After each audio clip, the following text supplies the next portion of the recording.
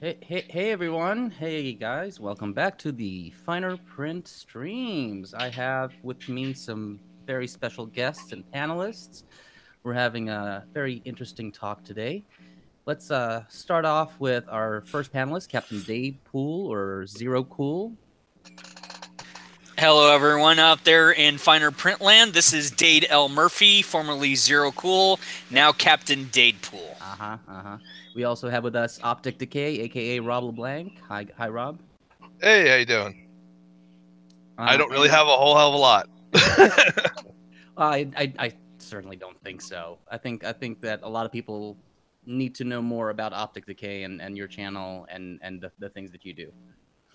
Yeah, I would think so too. But you know, we'll see how that goes. We'll see how that goes. We also have with us Mr. John Malin. Hello, I'm Jon Malin. I'm an artist for Marvel. I've done work for Image. I was the artist on Cable, and now I work with Brett Smith, who's our colorist on Jawbreakers with Richard C. Myer, a.k.a. Diversity in Comics, a.k.a. Zack. Which brings us right into Brett. Hi, Brett. Hi, everybody. Thanks for having us back this time. Yeah, absolutely. And we also have with us the Grand Dragon himself, leader of the clan, Mr. Timothy Lim. I'm the Grand Bunny himself, and yeah, this is Timothy Lim. I just obviously finished my run on Thump, the First Bundred Days with Mark Pellegrini and Brett Smith, and we just completed last week's first release of My Hero MAGAdemia, so I'm really happy to be here.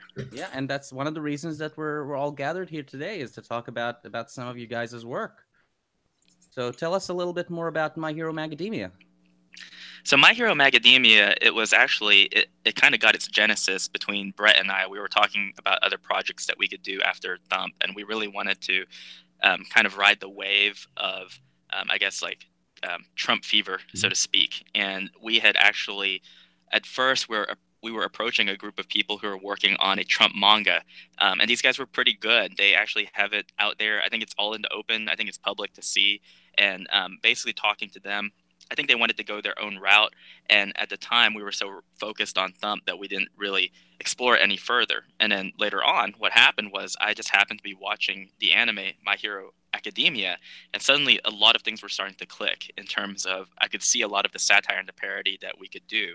So what happened was, at the time, I know Brett had other obligations, but Mark and I proceeded forward with it, and I begged Brett, and I said, there are some pages in this book that only I think you can fulfill, that your colors have to go with it. And I've only known you in terms of editor and spearheader, but I've seen the quality of your work. I've seen the vibrancy of your colors. I really want you to do these pages.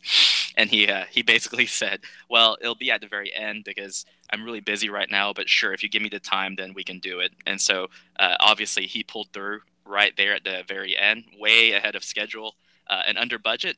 As well. So I was very happy with how the work turned out. I was very happy that Mark and I could have a first comic and basically advertise it as from the same creative team that brought you Thump, and obviously from the sold out first printing as of last week, it's been doing remarkably well, and we're glad to see that enthusiasm for the second printing is building as well. Mm-hmm. Yeah, it also looks really good too. I saw it on the Diversity in Comics. He covered it. It's amazing. A parody book should not look that good. Well, thank you. And I just got done listening to that video too, and it's funny that he mentioned it because I thought to myself, hey, you have a point. You do pick up kind of these joke magazines or parody comics, and it's not that they get lazy, but they play pretty loose with the art because it's intended just to be a joke. So as long as you can get the joke across, then that's all that matters. But that's not the way that I saw it. The way I saw it was, this is my first outing as an artist. This is me putting myself out there saying, hey, if you're looking for an artist for a 32-page sequential book, this is it. This is me. This is me putting a pretty good first foot forward. So I was really glad that he mentioned that because I was very touched. Yeah, absolutely. Yeah, it's a gorgeous book. The art is, is like, quality anime. I mean, it's just dead on. I had never seen My Hero Academia. I still haven't seen it. I did like a little bit of just kind of research on it, just to kind of get an idea of what I was jumping into. But I just thought it was funny, you know, just kind of not really even being familiar with what it was based on. I just kind of read it straight out, and I was like, this is funny and it's playful. And I think everybody can enjoy it who has, you know, some semblance of a sense of humor. And, you know, arguably, I'm not sure liberals have really a sense of humor, so I don't know if it's for them.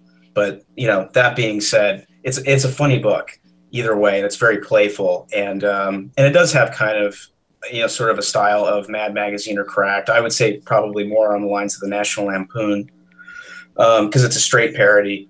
But the art's gorgeous. I really like it. And I actually jumped in right on the very end, and I was like really sick. I had the flu for like a month. It was awful. I was like down for like all of January, and Tim's like, I need those pages. And I was like, oh my God, I've got to color these pages. So like when you're looking at my pages, just know that I was under the weather and, you know, barely eking out a page a day. But either way, you know, when you got gorgeous artwork and great artists like Tim and John to work with, it makes coloring a whole lot easier. So, you know, I've been really fortunate over the years to work with some of the best. Frank Cho, you know, Walt Simonson, you know, some amazing people, and Tim and John are definitely up there. So it's a fun book, and I encourage everybody to check it out. Now, tell us a little bit about, because I'll be totally honest with you, I've never heard of My Hero Academia, so I have no point of reference here. What is this exactly about? So the book itself is actually really good. If you're a fan of superheroes as a genre, it's almost sad, because I feel that in this book, the reason it's so popular is it's obviously by it's a Japanese piece of work, but they actually tackle a lot of the issues that Marvel and DC have been ignoring. And I think it's because it's an outsider's perspective. And so in a way, it's kind of a love letter to the golden age of superheroes. The basic plot of the book is that 80% of the world's population is born with superpowers, and they range from the godlike to the very minute. For example, the main character's mother, her power is that she has limited telekinesis. So if there's an object that's within 5 feet of her, she can pull it.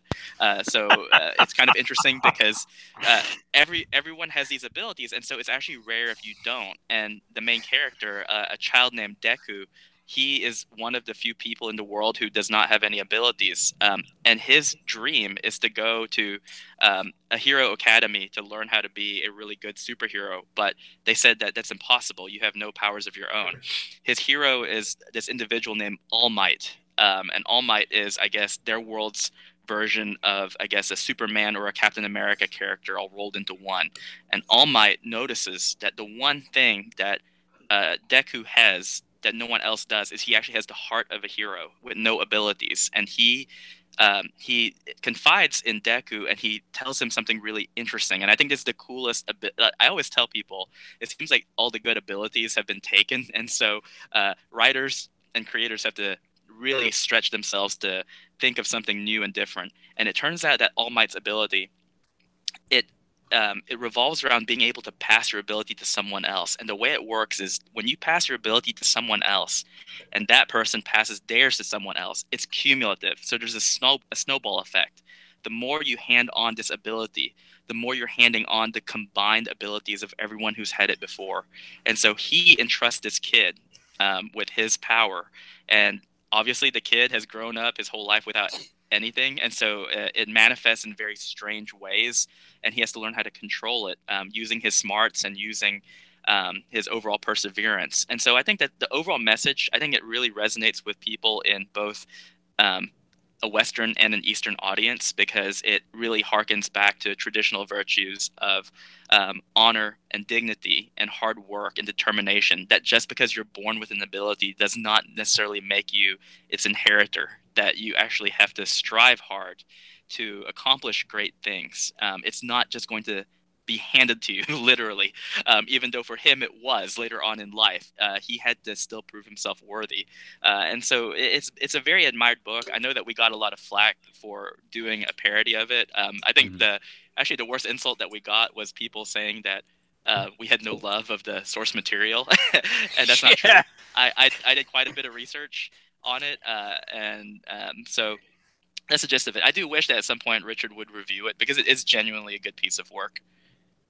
You know, that's if I can jump in here, I want to make a few observations, Doc. I think that's the biggest problem with today's society at large in regards to superhero genre reading. I think we've been, to say the least, Superman being the grandfather of all superheroes, it brings up a few things. One is Superman's so powerful. What do you do to challenge him? Two, stories have been around in the superhero genre for well over 75 years. What can you do that's fresh? And with the current political climate, if you really have to bring in social constructs to sell a book, does that mean you actually yourself have no belief or faith in the actual structure of what the initial genre's form was? Meaning, and I know that sounds like a little bit of a convoluted ender there, but it's like to keep things simple. It's not specifically truth, justice, and the American way kind of thing with Superman, but it's how do you keep things basic to where you can keep stuff fresh in an environment that's become asphyxiated with politics where it doesn't really need to be, if anybody follows what I'm saying. And that's one of the things that I've liked about your book. It reminds me very much of, and I'm a big fan, and if I ever figure out how to make videos, I'm going to do this. It reminds me very much of Osamu Tezuka's Phoenix Saga and the stuff he's done. If anybody knows who Osamu Tezuka is, great. If you don't, go check him out. He is the godfather of manga. Everybody owes pretty much his thank you to him as much as they do Siegel and Schuster and Kane and Bill Finger. And that's what this book reminds me of. It's very simplistic to the point, and your character, the one without superpowers, is basically trying to derive knowledge and wisdom from others and pass that along like we do here in real life. Yeah, and I think, and I'm going to comment on this and then pass it on to John Malin because he actually plays a big role into this. But about halfway through the work, My Hero MAGAdemia, so our version of it, our parody version of it, I was thinking to myself, am I going down the right path with this, or is this going to be to a limited audience? And what was interesting about it was I just happened to have listened to a stream with John Malin, and John Malin had made an honest observation where he said, I would have really liked to see a comic book with Captain America meeting Donald Trump, not because it's a political point of reference, but just because if you think about the current climate that we're in, is this idea that, hey, it's happened before. In the past, you had superheroes meeting presidents all the time in comics, and it was not meant to be political. It was just supposed to be an honest reflection of where we were today. And I remember John was talking extensively about this idea that he had, and it was just going to be, Captain America takes a mission from Trump, and he goes and fights ISIS or terrorists, and he comes back and gets an award or whatever might happen. But it's the idea that you could be on the left or the right, and it's just an honest reflection. And so one of the things that we think about almost constantly, and Mark and I, we meet every week for our weekly meetings to discuss projects and where we're going and things like that. And one thing that we wanted to do with My Hero MAGAdemia was make sure to be as honest as possible. The example that I've given is in My Hero Academia, the way that the power is transmitted, the most direct way is to ingest the hair of the person who you're getting it from. So in the book, Deku, he swallows a strand of All Might's hair, and it's funny. I mean, it's honestly a pretty funny part in the book. And we said, okay, we have no choice because the obvious joke in our version is the little kid who's supposed to be Mike Pence. He's going to eat Trump's hair, and so Trump, the Trump character Walmart, he rips off his hair, and it's like the multiplication of the fish and the loaves of bread, where his hair still remains intact, but he has a full head of hair, and he lets the Mike Pence character eat it. And one thing that Mark and I were deliberating on was, do we keep that joke in there? Because if people are reading this because they're maybe very pro-Trump or very conservative, are they going to feel insulted by that? And what we ended up thinking was, if we're honest with ourselves, and the humor is supposed to be a reflection of honest things that we think is funny, we have to do it. Like, that joke has to be in there, and so we kept it. It's in the book. We've heard from people who some people have said that, they're like, oh, that seems like an anti-Trump thing, and I replied to them, it's like, it's not.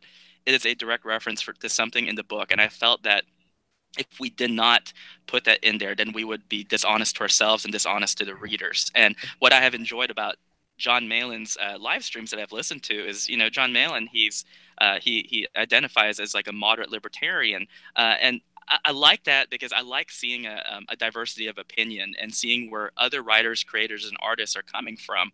And so I know John is his first time kind of hearing that, but that really did have an effect on us as we were working on it. We were listening to John saying this, and we're thinking to ourselves, well, heck, certainly we're not the only ones having these kind of ideas. Obviously, someone has beaten us to the punch, and they're just making it manifest now. You know what made me snickers when I saw that and I was reading that bit? I said, oh, Judas Priest, it's like Jamie Madrox got a hold of Donald Trump's hair and gave it his X gene so it would multiply. Oh, and actually, to me, it begs the question because everybody says that Trump's hair is not real. No, it's definitely real. Well, see, that would have been even funnier. Why wouldn't you give a toupee the X gene of James Madrox? Why not? But I mean, Trump has a great sense of humor about his hair. I mean, he lets people mess it up all the time and run their fingers through it and pull on it. So I mean, he's always been pretty self-deprecating in that way. Yes, he has.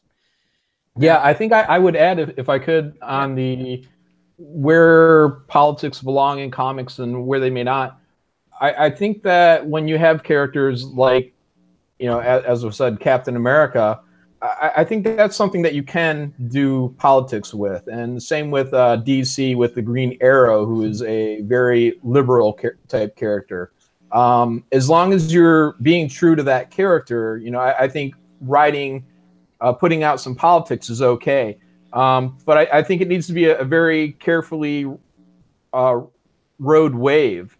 So, you know, you have to do it in a way that, you know, just like Timothy was saying, when you have a little pop shot that is funny, but it kind of it goes against the Trump thing. I mean, that's what you have to do. You have to show everybody, hey, I'm not trying to take anybody's side.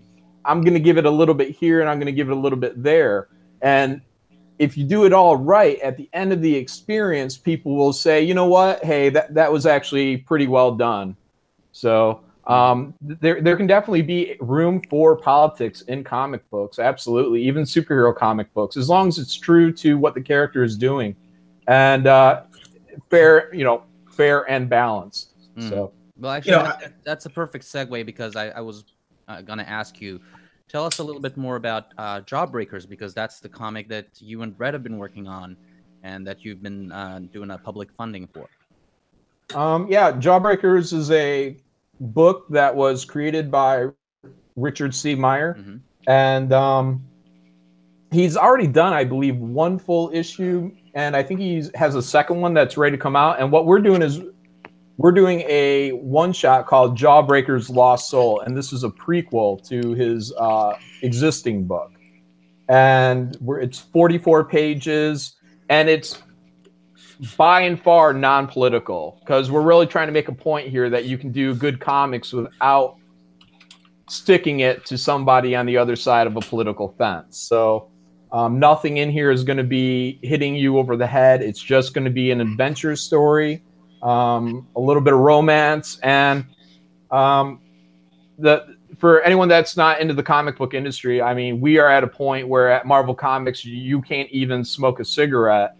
Wolverine used to smoke all the time. Now he can't smoke. So that's how constricted the industry has become on what should be casual fare. And so in Jawbreakers, we have one little scene or one character particularly, that's his thing. He's like always got a cigar. It's always lit. And just by that small act, as trivial as it sounds to an outsider looking in, we've already gone further than Marvel Comics is willing to go. That's how simple it is to have edge in when you're in the comic book industry right now. It's very sad.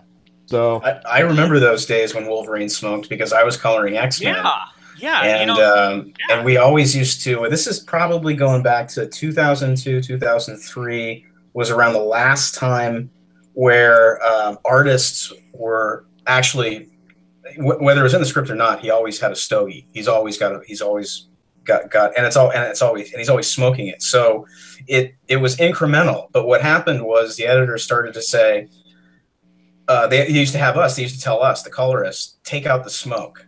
So we would do that. We would go and we would literally delete the line art, and so he would just be basically chewing on it. And I used to joke around with the other guys in the studio. I'd say to Brian Buccellato, I'd be like, "Oh, so great. So now he's just gonna get like lip cancer. He's not gonna die from lung cancer or get or whatever. He's just chewing on it. So that's great. I mean, what's the point? Have him smoke. Have him not smoke. But this is goofy. So then they ended up just telling all the writers, he never smokes anymore. He doesn't have it, and that was it.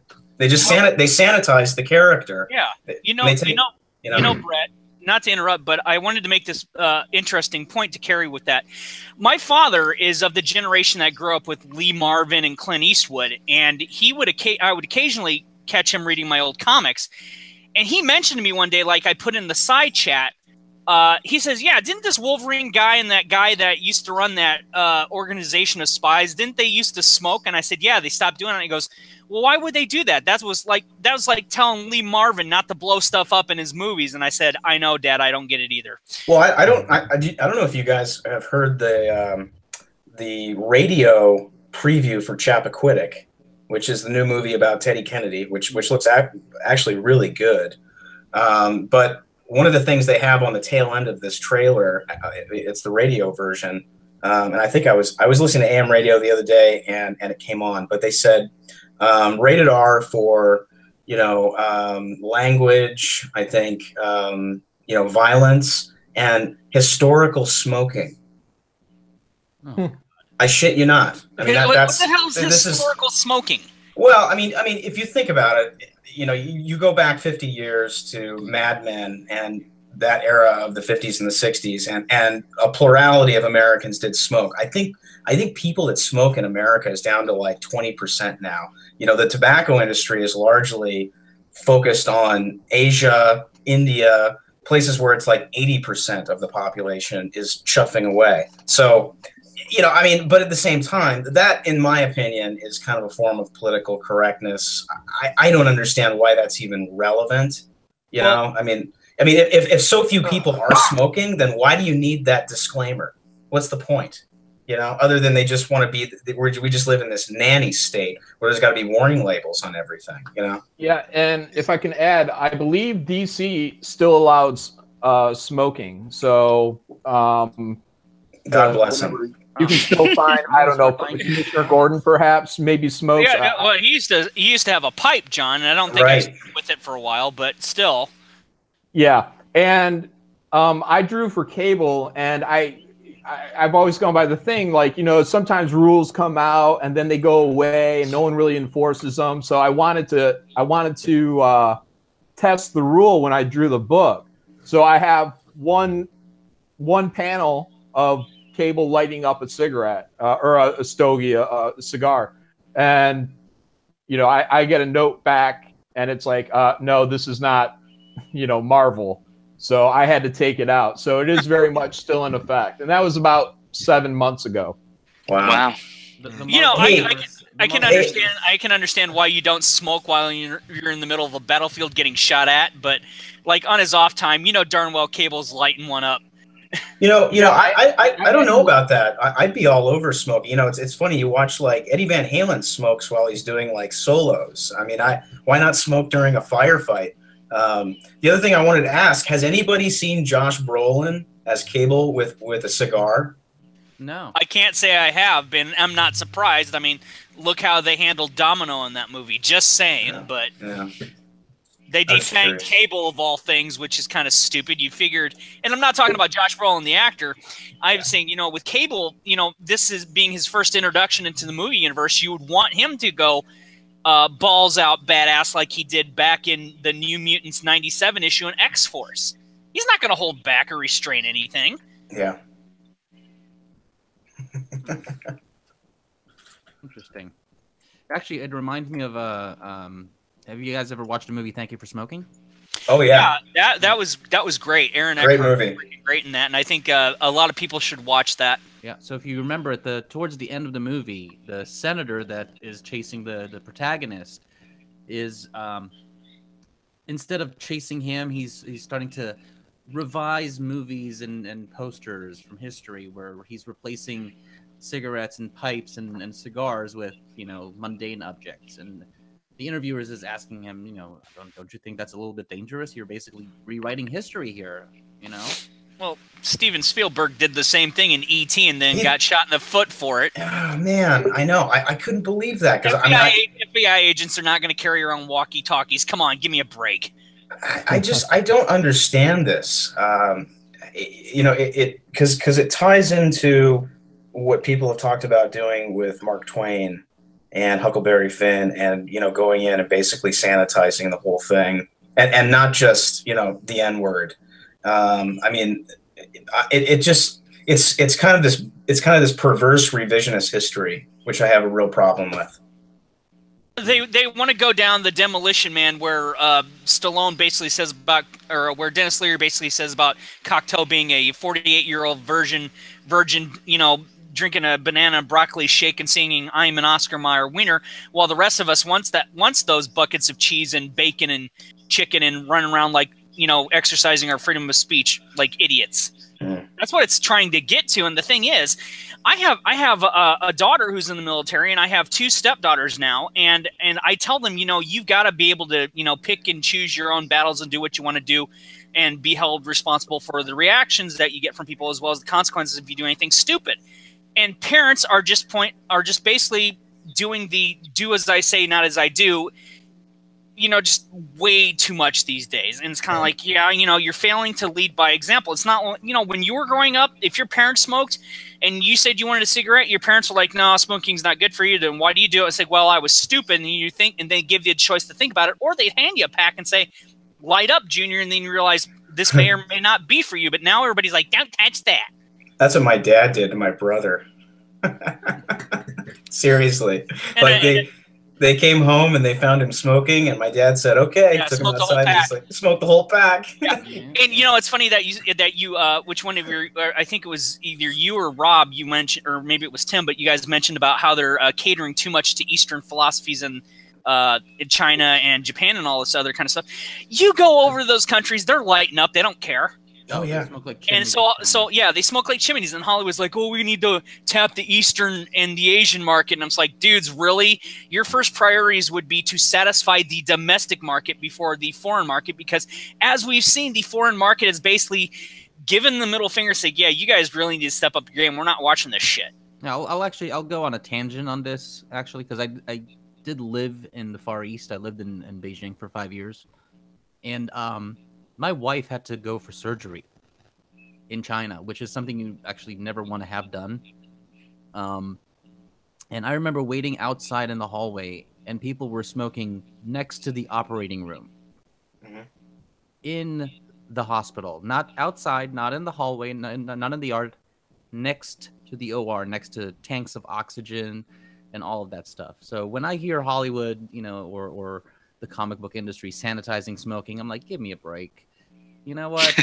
you guys need to step outside of your own country. Yeah, for a second. I was gonna say, just go over there, sit with those dudes in Japan or China who are sitting literally less than 5 feet away in the hallway smoking, or next to the patient, next to an air tank that can blow them all up. Then get back to us. Yeah, exactly. I want to, now that I have Brett and John here, I really want to. There's a question I've been dying to ask, and I'm sure that they're probably going to restrict their opinions to probably what they can say. But with CB Cebulski, with him joining Marvel, one of the things that I was kind of either suspicious of or very curious about was, I know that they were extrapolating him from the Asian market, which is where he was, and so part of me was thinking to myself, that might be a smart choice, considering that manga obviously in Asia, its sales numbers are skyrocketing, and not just there, but over here as well. So my initial reaction was to think, oh, they might be onto something. They want someone who can take some of what he's learned over there, bring it here, and hopefully apply that to what is perceived to be kind of a dying comics industry, and trying to inject some life into it. Based on both of you, because I know Brett and I have talked about it some, because he knows CB kind of either tangentially or a lot more than some of us do. John and Brett, each individually, how do you feel about that? What can you say about that in terms of what you know or don't know? Well, I'll say, I think that there's a possibility that he could be good for the market. But I don't know, because here's the thing. Back in the early 2000s, I believe it was, Marvel tried to tap into the manga market. Mhm. They created a segment which was oversaw, I do believe, directly by C.B. Cebulski, called the Marvel Mangaverse. Right. And when I saw what they were putting out, I think that all that, now this could have not been his fault. He was not head superpower at the time, and he could have been controlled from higher ups. But what I saw on the surface when this was announced is that the only thing that they're getting is kind of that it's a pointy chin thing. You know, put on big eyes, give it a pointy chin, and there you go, you got manga. And that isn't manga, you know, at least from my understanding of, you know, these much deeper, richer stories. They go to extremes. They have high sexuality, and it's the same reason why Marvel did an Inhumans book, and why it won't succeed, because they want to do Game of Thrones with it, but Marvel is never in a million years going to go as hardcore as Game of Thrones is, and you need that extra edge to push people through that series. Yeah. Otherwise, you would be bogged down and bored to death with the political talks and all the mundaneness of it.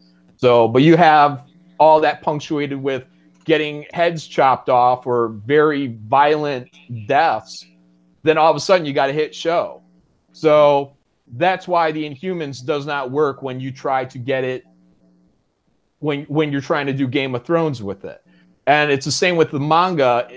From my point of view, is that it's more than pointy chins and big eyes. You have to take it up to 11 to grab the audience by its throat and hold it there and say, read this.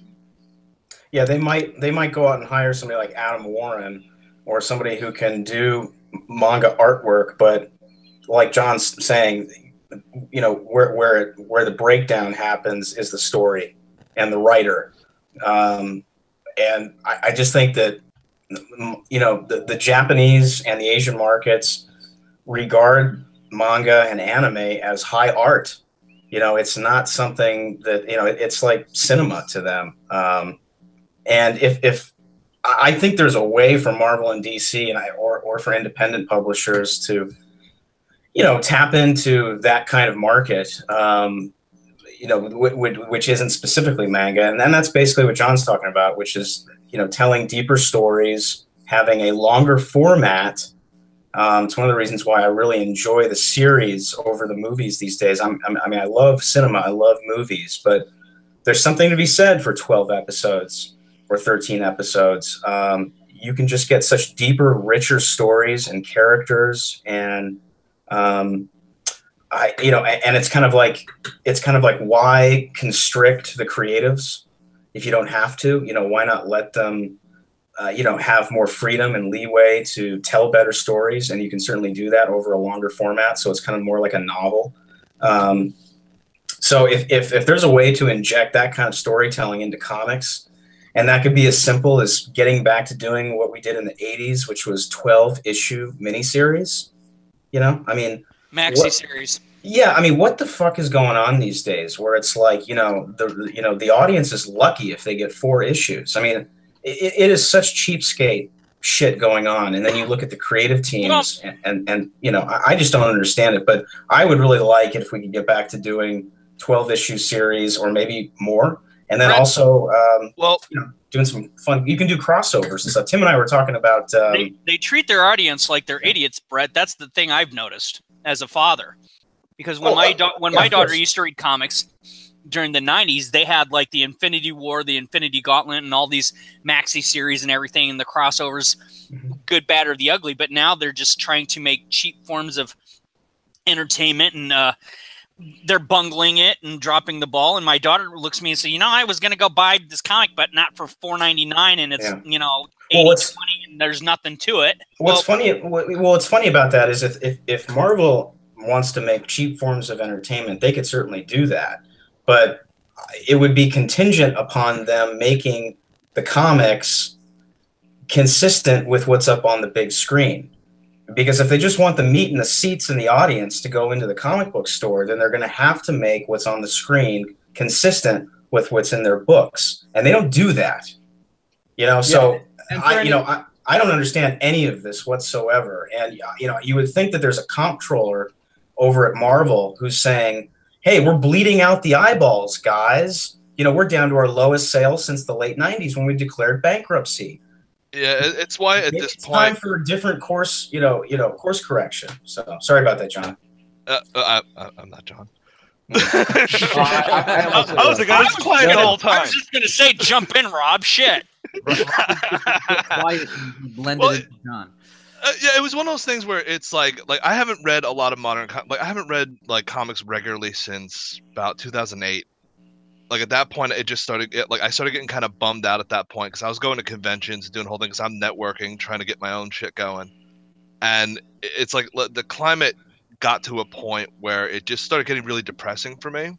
So I quit comics for a couple of years, and now at this point, I've just started doing a new series where I'm actually trying to go back to do that 80s style comic, like. It's mostly standalone issues, but they all tie in to 12 issues. Cool. In a way, so it's like I'm trying to do stuff like that, and I'm glad that there are people that are starting to start doing that kind of stuff. Like when I see diversity in comics stuff, I'm like okay, that's where things should be going. So I'm really glad about the Kickstarter. Well, I completely just lost my point. Well, I think No, I'm actually gonna pick up the ball where you Yes. left off, because so you said 2008, and here's the funny thing: around 2008, between 2008 and 2011, it's actually when I started working in the merchandising industry, and one of the benefits of it was I had kind of the opposite situation that Jon Malin was in, which is I was going to a lot of conventions. So getting into conventions was easy. It was getting recognition that was really, really tough. And so I kind of toiled endlessly working on merchandising artwork, which was great, and it paid well. I got to travel a lot. And the one thing that really bummed me out was in those about 3 or 4 years of merchandising, I started to realize, I thought, well, I kind of don't like comics anymore. I don't. Is it just me, or do I feel like comics have left me, or did I leave them? I don't understand. I don't feel like myself as a person has changed. I feel like the medium has changed around me, and they don't like me. And I remember one time I was at a convention, and someone had asked me, and I think it was at Emerald City Comic Con. Someone had asked me, "Well, do you like it?" And I said, "Yeah, it's in a way it just kind of bums me out because I'm just seeing people dressed as like Squirrel Girl and Captain Marvel. These are people I don't like."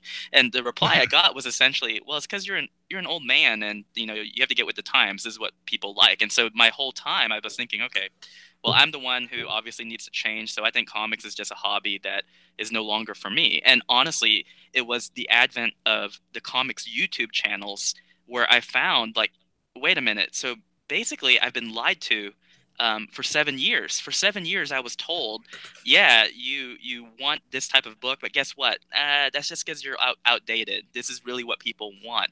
And one thing that I've been talking about with Mark, because he typically comes with me to conventions, is we have this opinion now, this theory, that the reason why we think that Marvel and DC tend to be very political is they only get their sample population from the conventions that they attend. Those conventions they attend tend to be on the coastal cities in major places where you are going to have some social justice warriors who do like Squirrel Girl, they do like Captain Marvel, and I think it's genuine because I've met these people and they do read it. But they don't represent the majority of comics readers. I mean, for heaven's sakes, I know several of my friends here in Arkansas. They've never been to a single convention their whole life. And I tell them, I said, "Don't you ever want to? Because it's kind of fun." And they said, "No, I read for entertainment, and that's it. I don't need to get autographs. I don't need to meet these people. I just want to read a good book." And so, I mean, I'm with you. When you said 2008, I thought to myself, that's kind of the same time that I left as well, because I was kind of getting frustrated, and I said, I still like I like it in terms of the idea of comics. I like the characters, but in terms of the medium, I felt like that has changed. So one thing that I think I want to ask John and then Brett, because I know that the two of them have been in this industry longer. Is John, obviously, you were brave enough to kind of come out and speak about it, but was this a growing frustration, or was it something that you had? Was it something that you noticed recently, or was it about the same time? Oh no, I've seen this all coming from a while back. I mean, right back to the Wolverine cigar, you know, from whatever 10 years ago. I knew that it was, you know, the old slippery slope coming. I didn't know that it would get this bad this quick. And I think the election kind of just set everybody off, and now everything's getting on lockdown. I mean, it's pretty bad. And I think to kind of go on to the points that were being made is I think what happened is we outgrew comics, but not because we had to. Comics could have kept up. And what we have now is we have comics that are being created for an audience that has very little interest. And when I say this all the time, so I'll say it here, I do not believe that Marvel competes against DC or DC competes against Marvel. I believe we compete against the internet and video games. And when you look at what's going on there, it's a battle for attention spans. Mm-hmm. And we've lost that battle. Now, we haven't lost the war yet. We can bring this back up. And like I had brought up about the cigar, you know, it's not just that. It's also the fear of sexuality. Manga, I don't know if I can even think of a manga where boobs don't show up at some point. So yeah, and you don't even need like that kind of explicit sexuality, but one of the things that has been completely taken out of comics, I think mainly in Marvel, but probably also in some DC books, is any level of romanticism. You know, of course, we want to see action and adventure, but at the same time, there's no chivalry, there's no romantic notion. I think they also stopped having fun. Well, that's part of having fun, though. I mean, that's kind of part of, you know, you know, when you want to sit down and have somebody tell you a story, it's got to be a grand adventure, and there's certain things that you got to have in it in order to keep somebody captivated. And you know, those things have to be in the stew in order for it to be satisfying. So, and you know, they just kill everything, man. They make everything.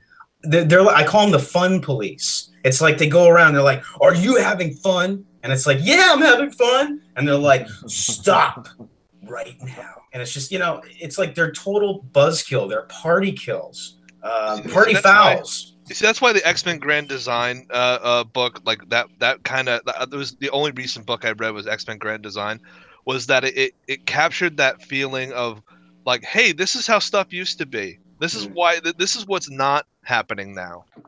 In like the feel for the X-Men. Well, if you go back to the 1990s, I mean, sexuality was very much on display. If you look at the old Jim Lee stuff with Psylocke, the mainstream, even the mainstream companies were doing the swimsuit issues. So I'm not saying at all that Marvel or DC should ever get to a point of doing anything that's near pornography. I am saying that we need to get back to some of that sexuality and definitely romance and stories about love and loss. Absolutely. We need the full experience in these stories. But look at like Cortana, the character from one of the video games, right? You know, I mean, her boobs are out. She's not showing anything crazy.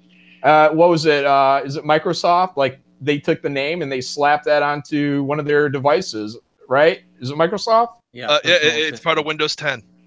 Yeah. So, you know, they embraced this already sexualized character and put it out 100%, got behind it 100% for the mainstream. So, again, when I worked on cable, I did an image of a girl and I gave her, you know, boobs.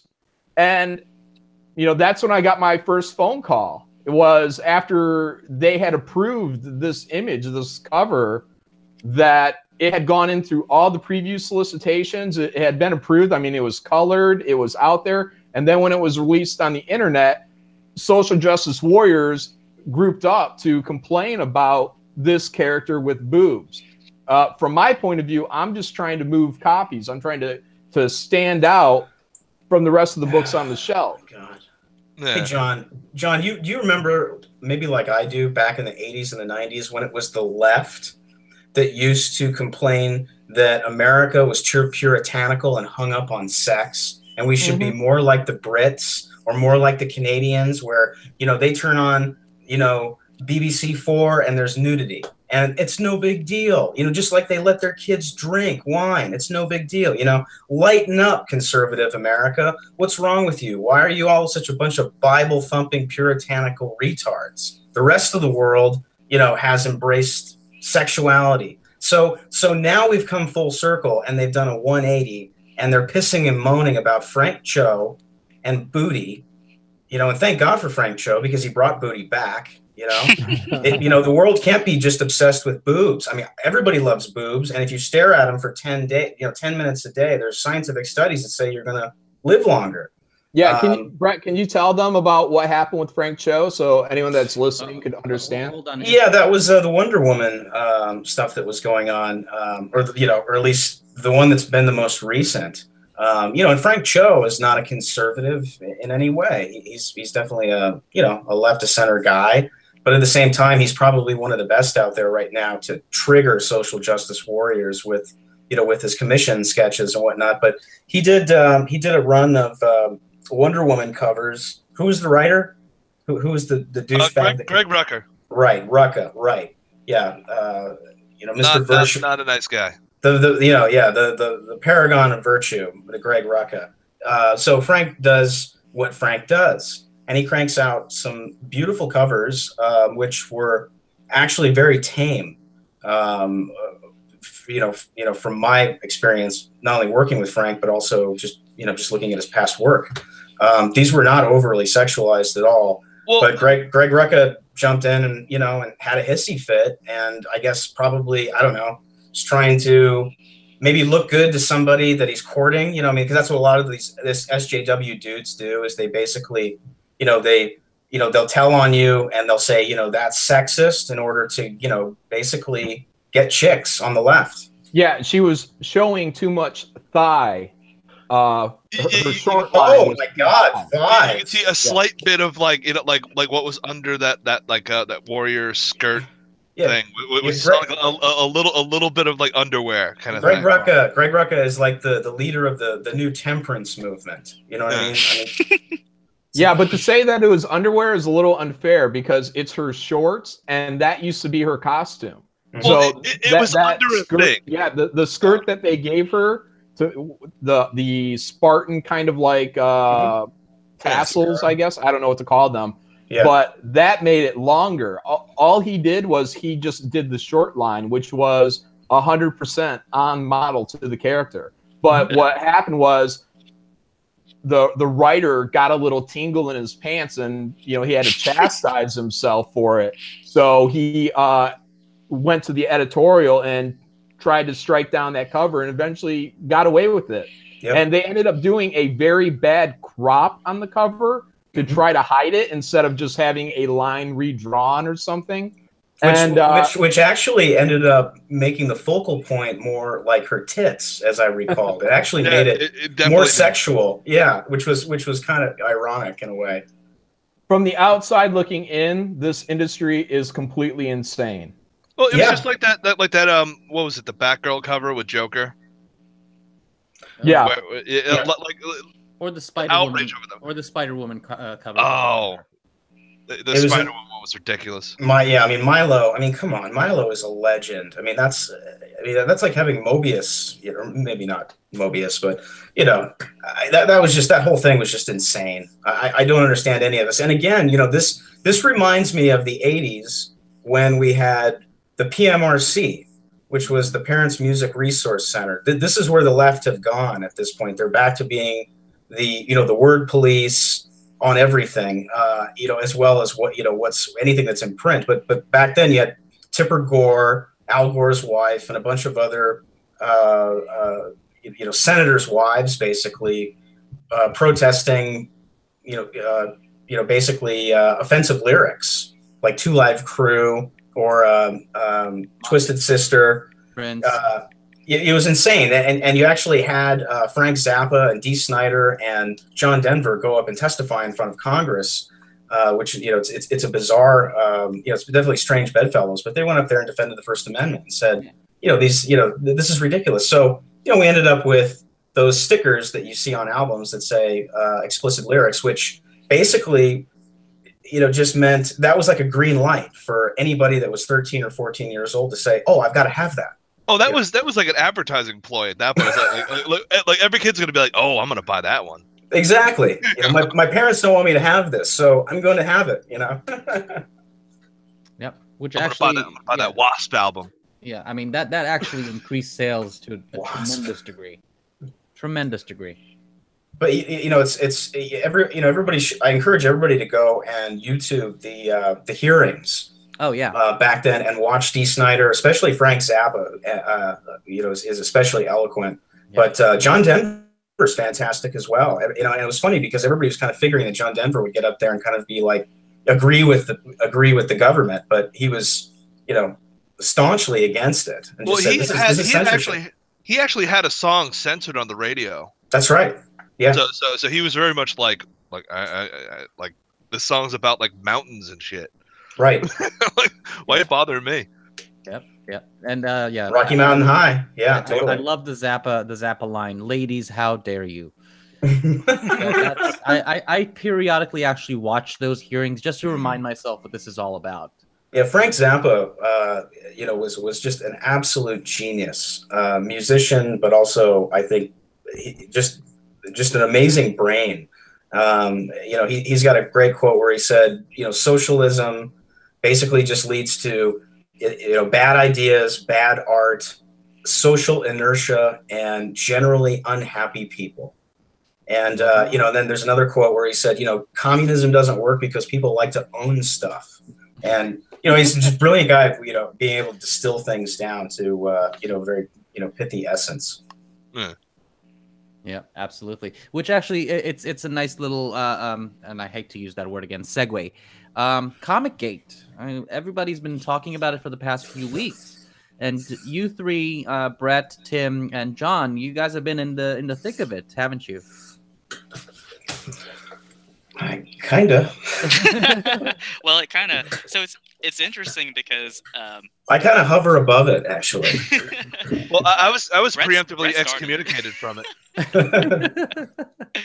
Well, I know that it's interesting because obviously Brett had helped to spearhead Clinton Cash, and I think that I actually had this discussion with Douglas Ernst.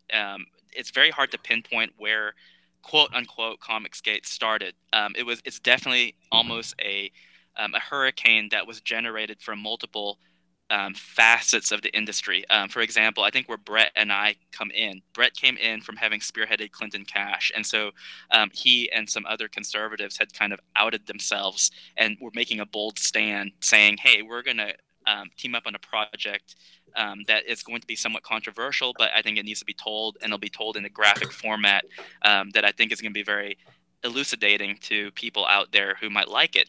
Where I come into the fold was, I am not obviously an A-lister, and I'm not a person of recognition in the industry itself, but I do know audiences, and I do know what I like to read. So when I approached Brett, obviously I kind of said, well, you know, I don't really care about outing myself because it's not like I had anything to hide in the beginning. If anything, this is just me coming out and saying, hey, for the audiences out there who I might share the same political views with, or even if you feel alienated, I am willing to put myself out there and fight on your behalf. And some people like it. I know that Brett can tell you that we know quite a lot of people in our industry who are conservative and are not saying anything. They're under the radar. And they tell us all the time, you know, can we use you as a speaking platform for us? Because we can't say anything. We're too scared to lose our job. And I said, yeah, sure. Obviously, and I agree with you, if you need to say something and you feel like it's important, I am more than happy to do that.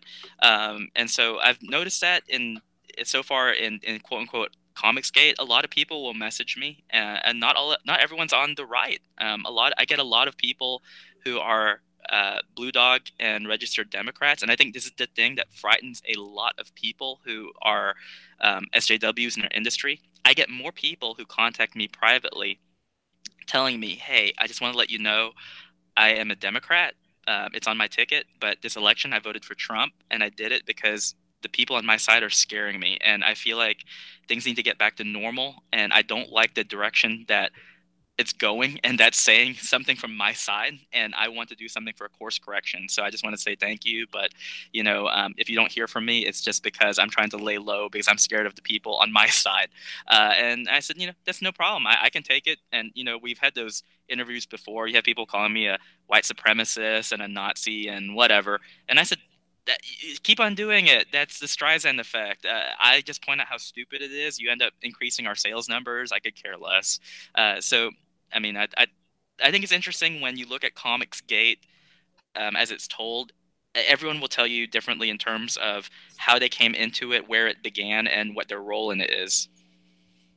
Yeah, like how it happened with with me, it was very strange. Where it was like I was going to conventions, I was like trying to make something of doing my own books and stuff, and a lot of the people I was talking to that I was friendly with that were very much like really cool. They immediately excommunicated me after like things started going down because they saw that I followed diversity in comics. So they immediately were just like, nope. Like Dan Slott followed me at one period of time, and then he immediately blocked me. I was like, uh-oh. I was like one of those like first people who got caught in that sweep. It's so juvenile when you think about it. And I show people all the time. I said, if anyone wants to look at my block list so far on Twitter, I've blocked 3 people. I blocked Ellen DeGeneres, Portlandia, and Planned Parenthood. That's it. And it had nothing to do with them posting anything in particular. It's because of the ads that I kept on getting on Twitter. I said, I'll take the heat from anyone who wants to talk to me. I mean, I have nothing to hide. Yep. I think the only... I just blocked 2 ex-girlfriends. That's about it. Yeah, I think the only real block I had was Samantha B, and that's because I just can't stand her show. That's about it. Well, I think Comicsgate became real for me when I was actually working at Marvel. And while I was there, very early on, I was doing designs for a book called Thunderbolts. And I had a character called Moonstone. And I was giving her essentially dreadlocks. And when I had did this, I got a note back from editorial. And it was from one editor, but delivered by another. And what it told me was that I can't draw her like that because that's cultural appropriation. And I was like, what? So okay. later on, one of those same editors, I had to draw a character who's actually in a corset. She's an overweight character that's in a corset. And I was told that I made her waist too thin and her bust too big. And I said, you gave me an overweight character in a corset. It's a corset. I made such a small change to the waist size that it was laughable when it came back and the female editor said, yeah, that works. And oh my gosh. And if you really want to hit all this home, then the elections came.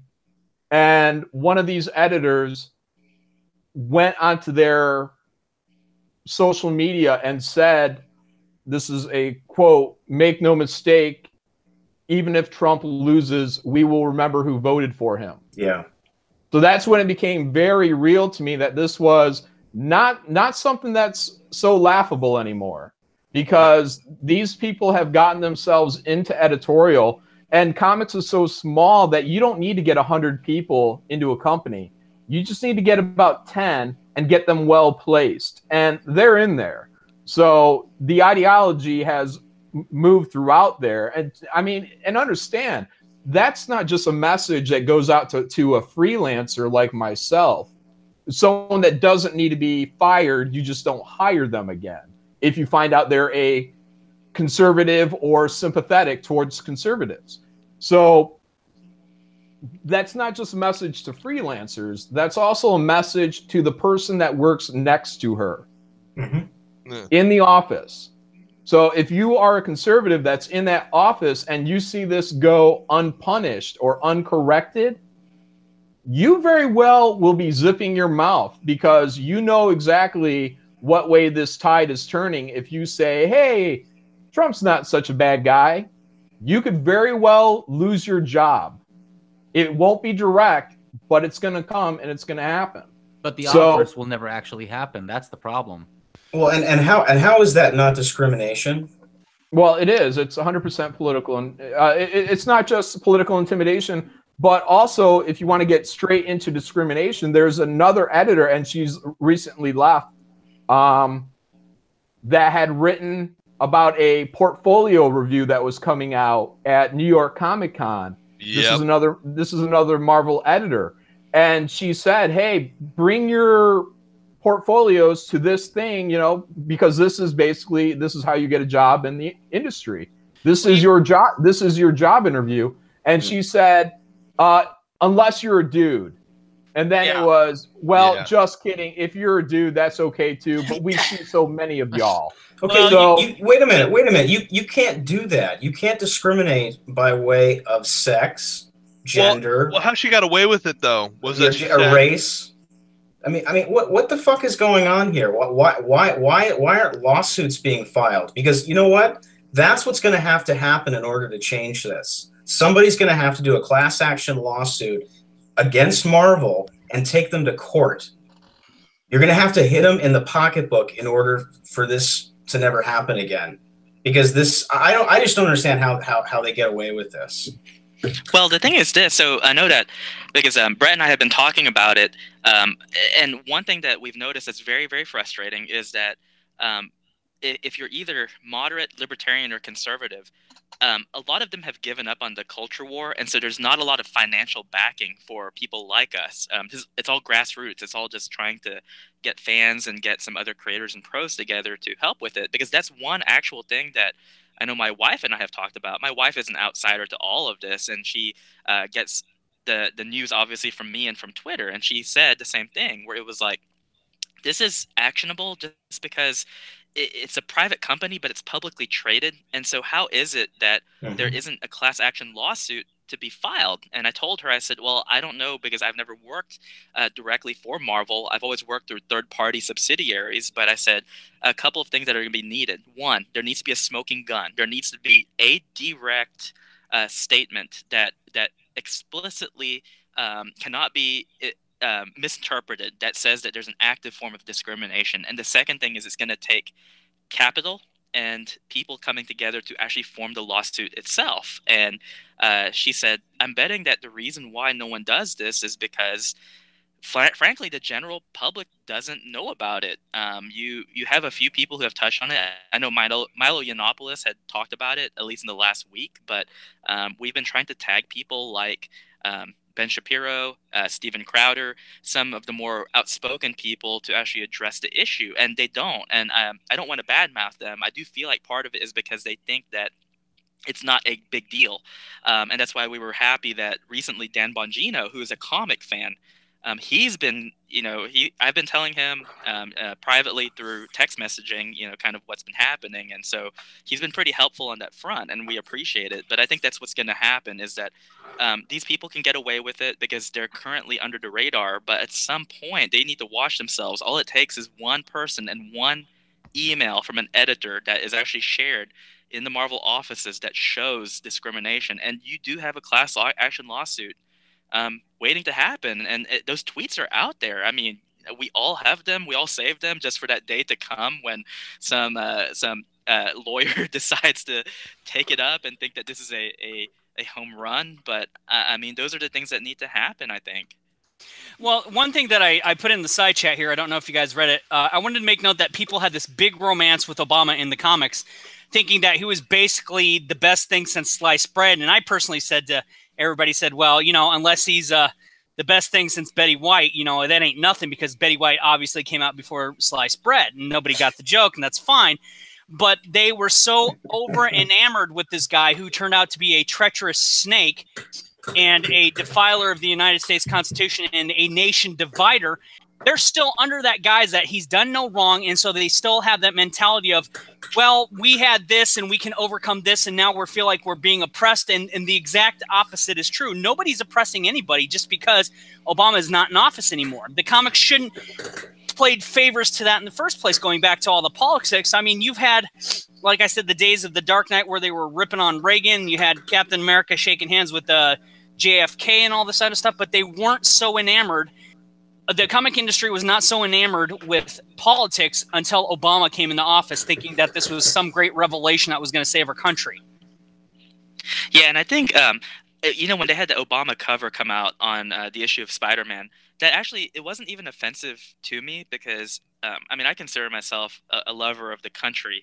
I consider myself a patriot, obviously, but I saw that and I thought, yeah, well, you know, in the history of comics, I remember reading issues where George Bush was in it, where there were references to Bill Clinton. It was all good-natured and it was fun. But one thing that someone had pointed out to me, it was in one of our earliest live streams from when we were doing Thump, was someone said there was something about Obama that wasn't only just the routine of comics. It was the fact that it basically emboldened all the leftists who were in Marvel that this is it. This is the proof that this is almost like the sign, the messianic sign that we have, that we can go forward with our agenda and everything's going to be okay. And so they did this for 8 years under that auspice. And I think that because they were riding that wave of invulnerability, that the fact that they lost the election, that their next Obama, Hillary Clinton, had lost, I think they all went into cognitive dissonance. They couldn't accept it. They still can't accept it, and yeah. I feel like that acted as a kind of trigger to them. Well, they went too far, and what happened was they ended up calling their friends, their family members, their coworkers. Great freak out. What's that? The great freak out. Yeah, so they called everybody racist, sexist, homophobes within their own families. So now that they've done all this stuff, they've gone so deep into this, and then with you know, Hillary Clinton losing the election, that left them in a bad position because they thought basically they were going to win the war type deal, or the culture war. And now they've been put back into this position now where they've told everybody basically fuck you. And when you're in your 20s, it's hard to backtrack on that. It's hard to say I'm sorry to somebody. So when you have these people telling all their family members to go get fucked, I mean, where else do they go? The only thing they can do is double down on everything they've said and never look themselves in the mirror. Because if they look themselves in the mirror, to weaker people for sure, and this isn't all of them, and I don't want this to happen, but I mean, it could be very true suicidal tendencies at that point. Because now you found out that you've actually used racism to further a political agenda, or that you've used sexism to further agenda, and you don't want to look in the mirror and say, yeah, I actually was part of the problem. I was on this drug trip, this dopamine trip, and you know, how do I walk myself back from that? Well, it's saying sorry is hard. Well, that's just like having an anger management problem like I used to have. And then one day I had to wake up because I realized I had a child and I had to do a moral inventory. I had literally looked myself in the mirror and saying, I can't do this. I have to grow up. I have to stop. But I guess, John, we get a consolation prize for all of us that did not vote for Hillary or were not particular fans of Obama, because at least in the DC animated universe movie, The Flashpoint Paradox, the world is ending and Obama's in office. So I guess I don't feel too bad then. There was actually something that John tweeted out last week, and it was actually, I don't think it was last week, it was 2 weeks ago, and I'm not going to say the person's name, but it was something that I had never seen before, and it occurred to me as to why I had never seen it. That person blocked me long before I even had like a Twitter set up. I think what happened was I just happened to be as part of the Diversity in Comics blockchain, so yeah. I never had a chance to see what that person said, but it was appalling. The person said, well, the people who are, I don't like cursing, so I'm not going to say it, but they said these are just a bunch of racist, privilege, blah blah blahs like my son. And I thought to myself, you're a really high ranking editor at Marvel, and you're saying that about your own child, like, and publicly. I mean, you don't air your dirty laundry out like that. That's like peak unprofessionalism. You got to remember, Tim, these are the same idiots that thought you were a white dude. Yeah. And I no, seriously, the left have absolutely no shame. And you know what else they don't have? Because if you don't have any shame, you also have no honor, because the two depend upon each other. But the left absolutely have no shame and therefore have zero honor. They have absolutely no credibility with me. And these, John, what are these girls that just got booted from Marvel going to do? Because they didn't necessarily marry up in their new job position. I mean, that's an understatement. Both basically got kicked to the curb, and I commend CB for doing that. I predict that CB will continue to clean house slowly. He doesn't want to do it all at once, because then they'll make a stink. But if he can weed out these, these people are PR problems. Okay, I don't care how talented they are. They are PR problems. There is no way that CB is going to avoid making a stink. I would have gotten rid of them all on day one. These people will never forgive. They will never forget. And they're going to come after CB Cebulski. Mark my words. Absolutely. When the political climate is right again, they will bring up the entire yellow face situation again, and they will try to have him removed. Personally, I don't care. I don't care that he went under a pen name and that it was an Asian character or whatever he was inventing. Pen names are done all the time. I don't care. And wasn't he writing for an Asian market though? What's that? Wasn't he writing for an Asian market though? I don't know if that was ever I thought it was for the Megaverse. Okay. Yeah. I mean, who cares? His Asian pseudonym, I believe, it could have been some of the Mangaverse. Yeah.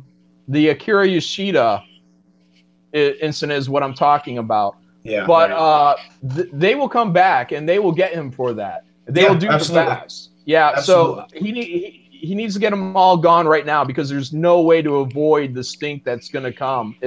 Right now, the political climate is not right for them to do that. So get rid of them all now before their voices are louder as they move up the editorial ranks. Yeah, and we are currently in a paradigm shift right now. As I follow Styx Hexenhammer and a lot of other people, and I'm not promoting his channel. I'm just saying he's noting that we're in a massive paradigm shift, and that the massive paradigm shift is now in its prime to where it was prior to Trump being elected. And this is the time that CB needs to basically rally his forces, get rid of all the people that are destroying the industry, at least where he's working at, and fortify his own defenses, because when they do come back, he's going to want to be able to stomp them right in the nuts and say, no, we're done. You had your time. You had the chance to apologize and get your shit in gear. No, we're finished. Get the, there's the door. Don't let it hit your ass on the way out once and for all.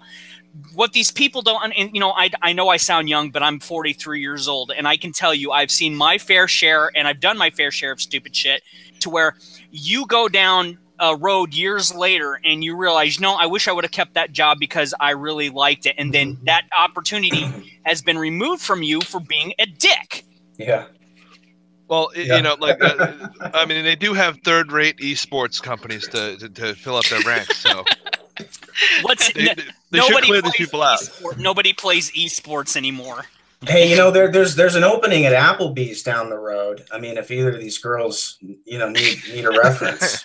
Well, I mean, there's always that. I could always recommend a good welding career. What John and Brett were talking about a little bit earlier about how, the election went about and how they were insulting half of the American people, essentially.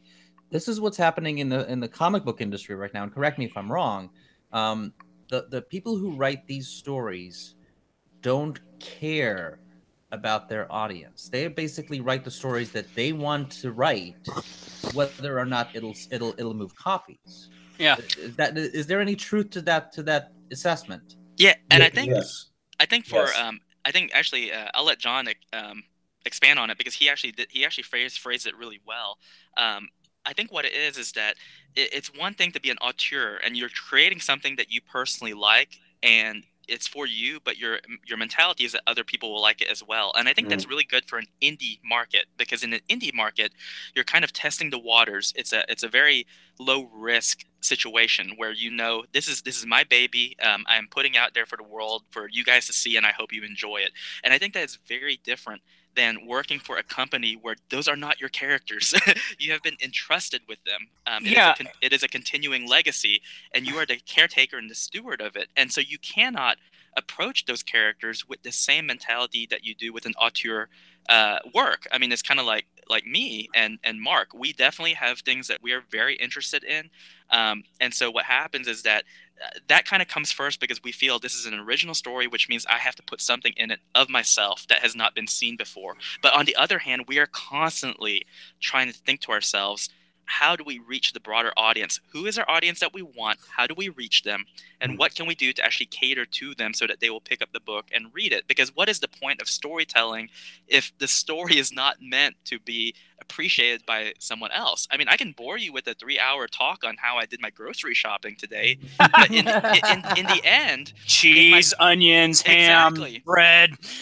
In the end, if my point is not to entertain, then what was the point of me going on that tangent anyway? And I think that's the key difference, because you're going to hear these people online all the time, and they're saying, we respect our freelancer's vision. We respect this writer's ability to create. And it's like, well, that's a straw man argument, because you're missing the point. That's not what we're saying. What we're saying is that we entrusted that writer who is supposed to be good with this character that we love. So why is it that they're taking it and doing something else with it? It's like giving your writer a Fabergé egg, and then you come back the next day and they took a crayon and they drew all over it, and you're like, what did you do? And they're like, you entrusted me with your Fabergé egg, so I did what I did.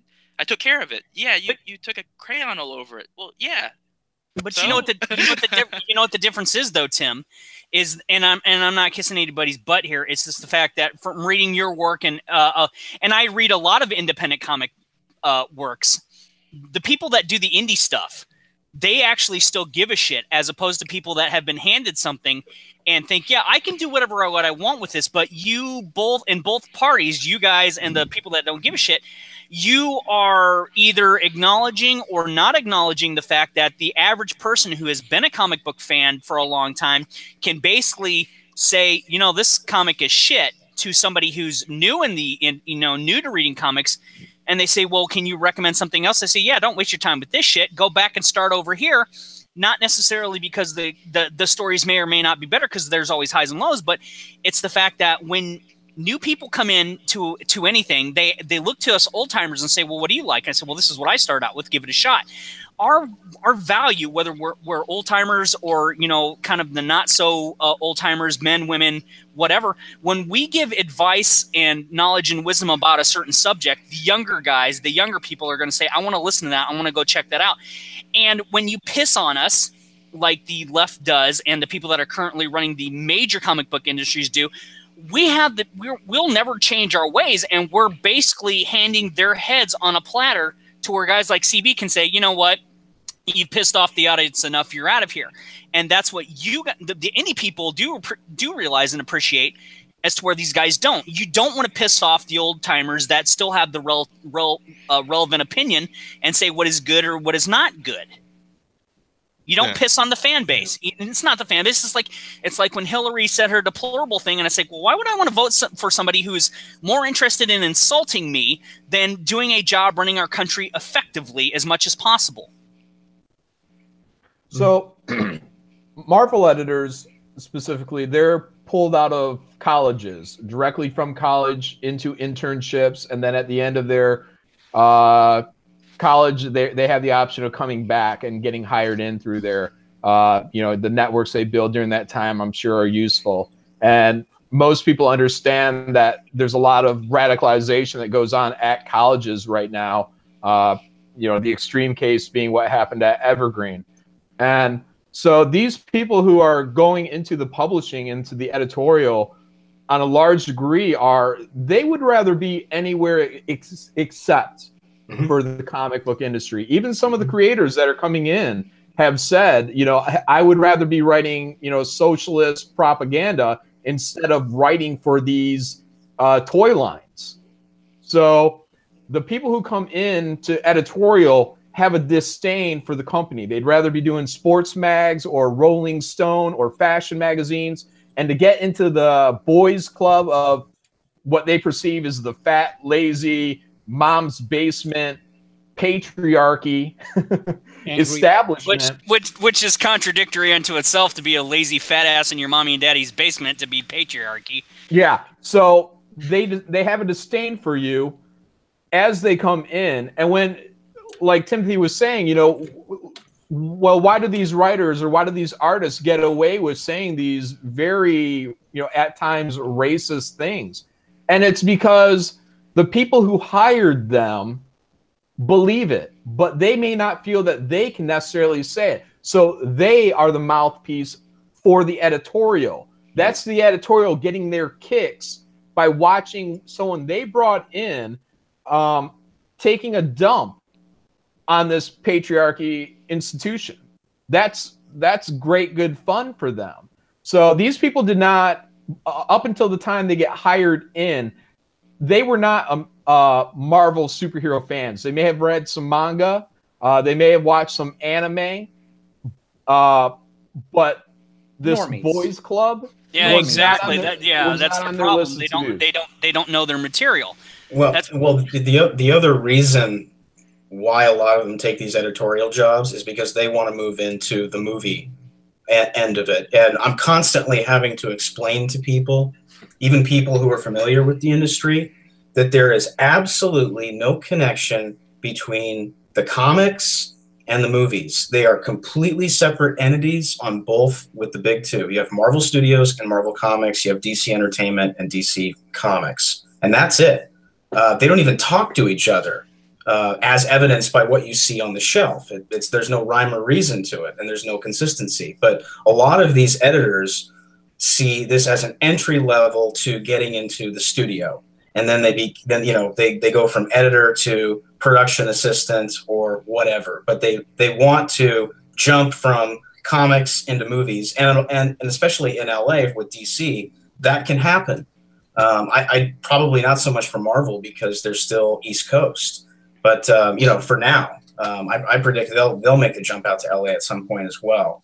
But honestly, these people are not here for the long haul. They're not interested in being editors, like some of the old school guys are interested in being editors for the rest of their lives and like retiring, like the old school guys. So this is just a stepping stone to a lot of these people. God, what I wouldn't give to resurrect Tom DeFalco as a fucking editor-in-chief right now.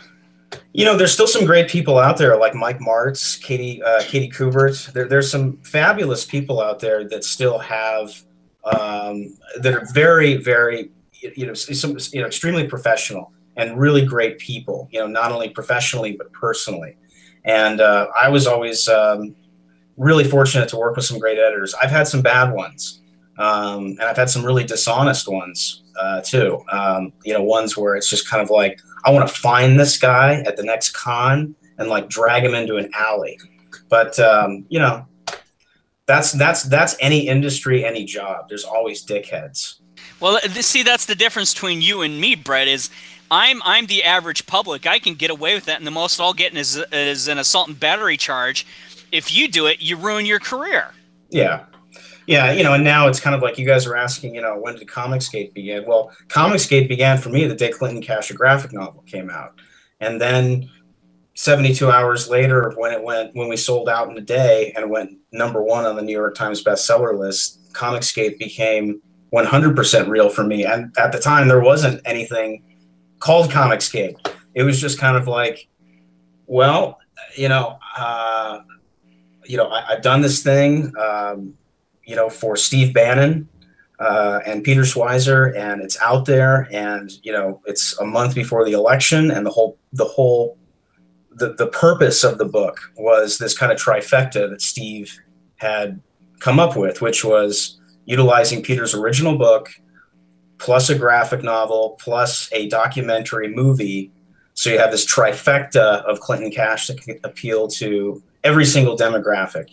There's a version for everybody right before the election to consume, and of course it was meant to take down Hillary, and it worked. you know, it had an effect. You know, we definitely moved the needle. To pardon the pun, but that's when it became real for me, because I knew that everybody was going to hear about this and know about it and know that I had a hand in it. And Chuck and Graham and Sergio and Paul, all those guys, pretty much have 10, 15 years on me, and therefore they have 10, 15 years of work and royalties that were all coming in. So those guys are all kind of set in a lot of ways. And they're also able to go out there and pretty much do largely what they want. So I was kind of like, really hanging my ass out in a lot of ways. And it's sort of like, this is either going to succeed and it's going to lead to more projects, or it's going to fail. And, or even if it does succeed and it doesn't lead to more projects, I'm going to have to go figure out something to do. You know what I mean? Whether that's, and that might be, a career in welding. Mm-hmm. So, it was kind of like, make or break. And fortunately, it turned out positive to where it's led to more projects. And, Chuck and I are about to start up another graphic novel, which is non-political, but it's basically a werewolf Western set in the early 1900s, and be about 100 pages, and it's going to be a lot of fun. I'm talking to Newt Gingrich about doing graphic novels. So it's definitely leading to some interesting things. Sean Parnell, who's got a great book out called Outlaw Platoon, he wants to do a graphic novel adaptation. So, it worked out for me, but at the same time, I haven't done much for Marvel or DC since Clinton Cash. So, there's that. But the whole Comicsgate thing is interesting because, it's pulling people out of the shadows. And I think that's really important. I think the more of us that are out, the less likely there's going to be a blacklist. Because if all of us are out and vocal, it's a lot harder to silence us. If there's a large portion of us that are afraid and in the closet, that's coming from it, from a standpoint of weakness, I think, in a lot of ways. So, all of us need to be out and about and proud, and, whether you're a middle of the roader or you're a conservative Democrat, or you just don't like groupthink. I think that the more of us that are out and vocal, the better our chance to stand of there not being a blacklist. And also, I think that, and I've seen this as proof, the more of us that have come out and been open about our politics, there seems to be more and more work and jobs and business related to catering to the audience that Marvel and DC are largely ignoring. And we're seeing that with Jawbreakers. Right. I was just kind of like, hey, I get to work with Jon Malin, and this looks like kind of an interesting project. And then all of a sudden we launch this thing, and it's like within 24 hours, we've got 30, 40 grand. I was like, what the hell? This is amazing. There's obviously an audience out there that is starving for kind of sort of an old school take on how comics used to be made in the 80s and the 90s. And that's really all I want to do. Politics aside, man, I just want to create the books that I read and enjoyed when I was a kid, because those books appealed to everybody. Yeah, everybody. At least something that's a little bit more fresh than what's out there currently.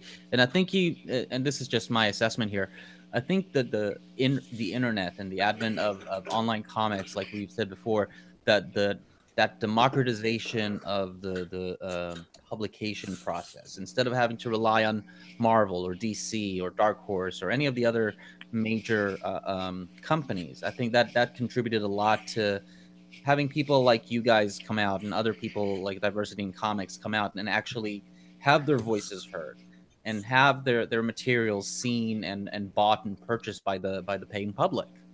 Well, like the way, like how I've been doing it, it's like I'm doing it way outside of comics at this point. Like, you guys have heard of the internet blood sports stuff that's going on currently, right? Oh boy, the Kumite. Woo! Yeah. USA. USA. Well, it's one of those things where it's like I got asked to do a comic based on people who do the morning Kumite show, and it was just like, do whatever the hell you want, like we like like those 70s 80s comics where things got kind of wacky, like like New Gods and things like that. And I'm like, okay, I'm gonna do that kind of thing. And the way we aimed everything, well, mostly me because I'm planning all the stuff, is that going around, like, we're not even going comic shops, that we're just doing, you know, like internets, you know, like doing the like Comixology, and hitting mostly direct sales for it, like from direct from, you know what I mean? And I'm like, that seems to be the way to go with it, because I'm like, no comic shop's gonna hold this shit. Like, they're just not gonna bother. So I'm just like, you know what? I can probably sell about as much as the lowest selling Marvel book, and I mean lowest selling, not lowest shipped. I'm not gonna go that crazy, but like the lowest selling one probably can hit that number, just based on that audience alone. And Well, I find that really agree. fascinating about that whole new way of doing stuff. Well, don't you got to remember that Louis Lovehog, Linkara, who reviews comics, he actually financed a movie, Atop the Fourth Wall movie, and it actually it's very independent, and you can say whatever you want about it, but it ranked higher on Rotten Tomatoes than DC Comics' Catwoman movie, so there's hope. Yeah.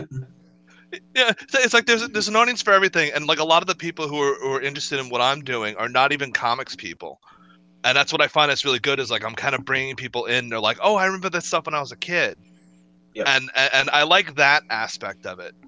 So it's like I'm just going like the complete opposite way around all that stuff. So that's actually one of the best ways to get people into any specific genres if they're not specifically fans of said genre anyway, and you have the capability of bringing them into it with a subject that they like. I mean, I'm gonna go not on a tangent here. I'm gonna point out something interesting, that after we had the video game crash, well, Nintendo was doing great in Japan, but when they came over to America and started selling, they didn't say it was another video game system. They said it was a robotics computer system.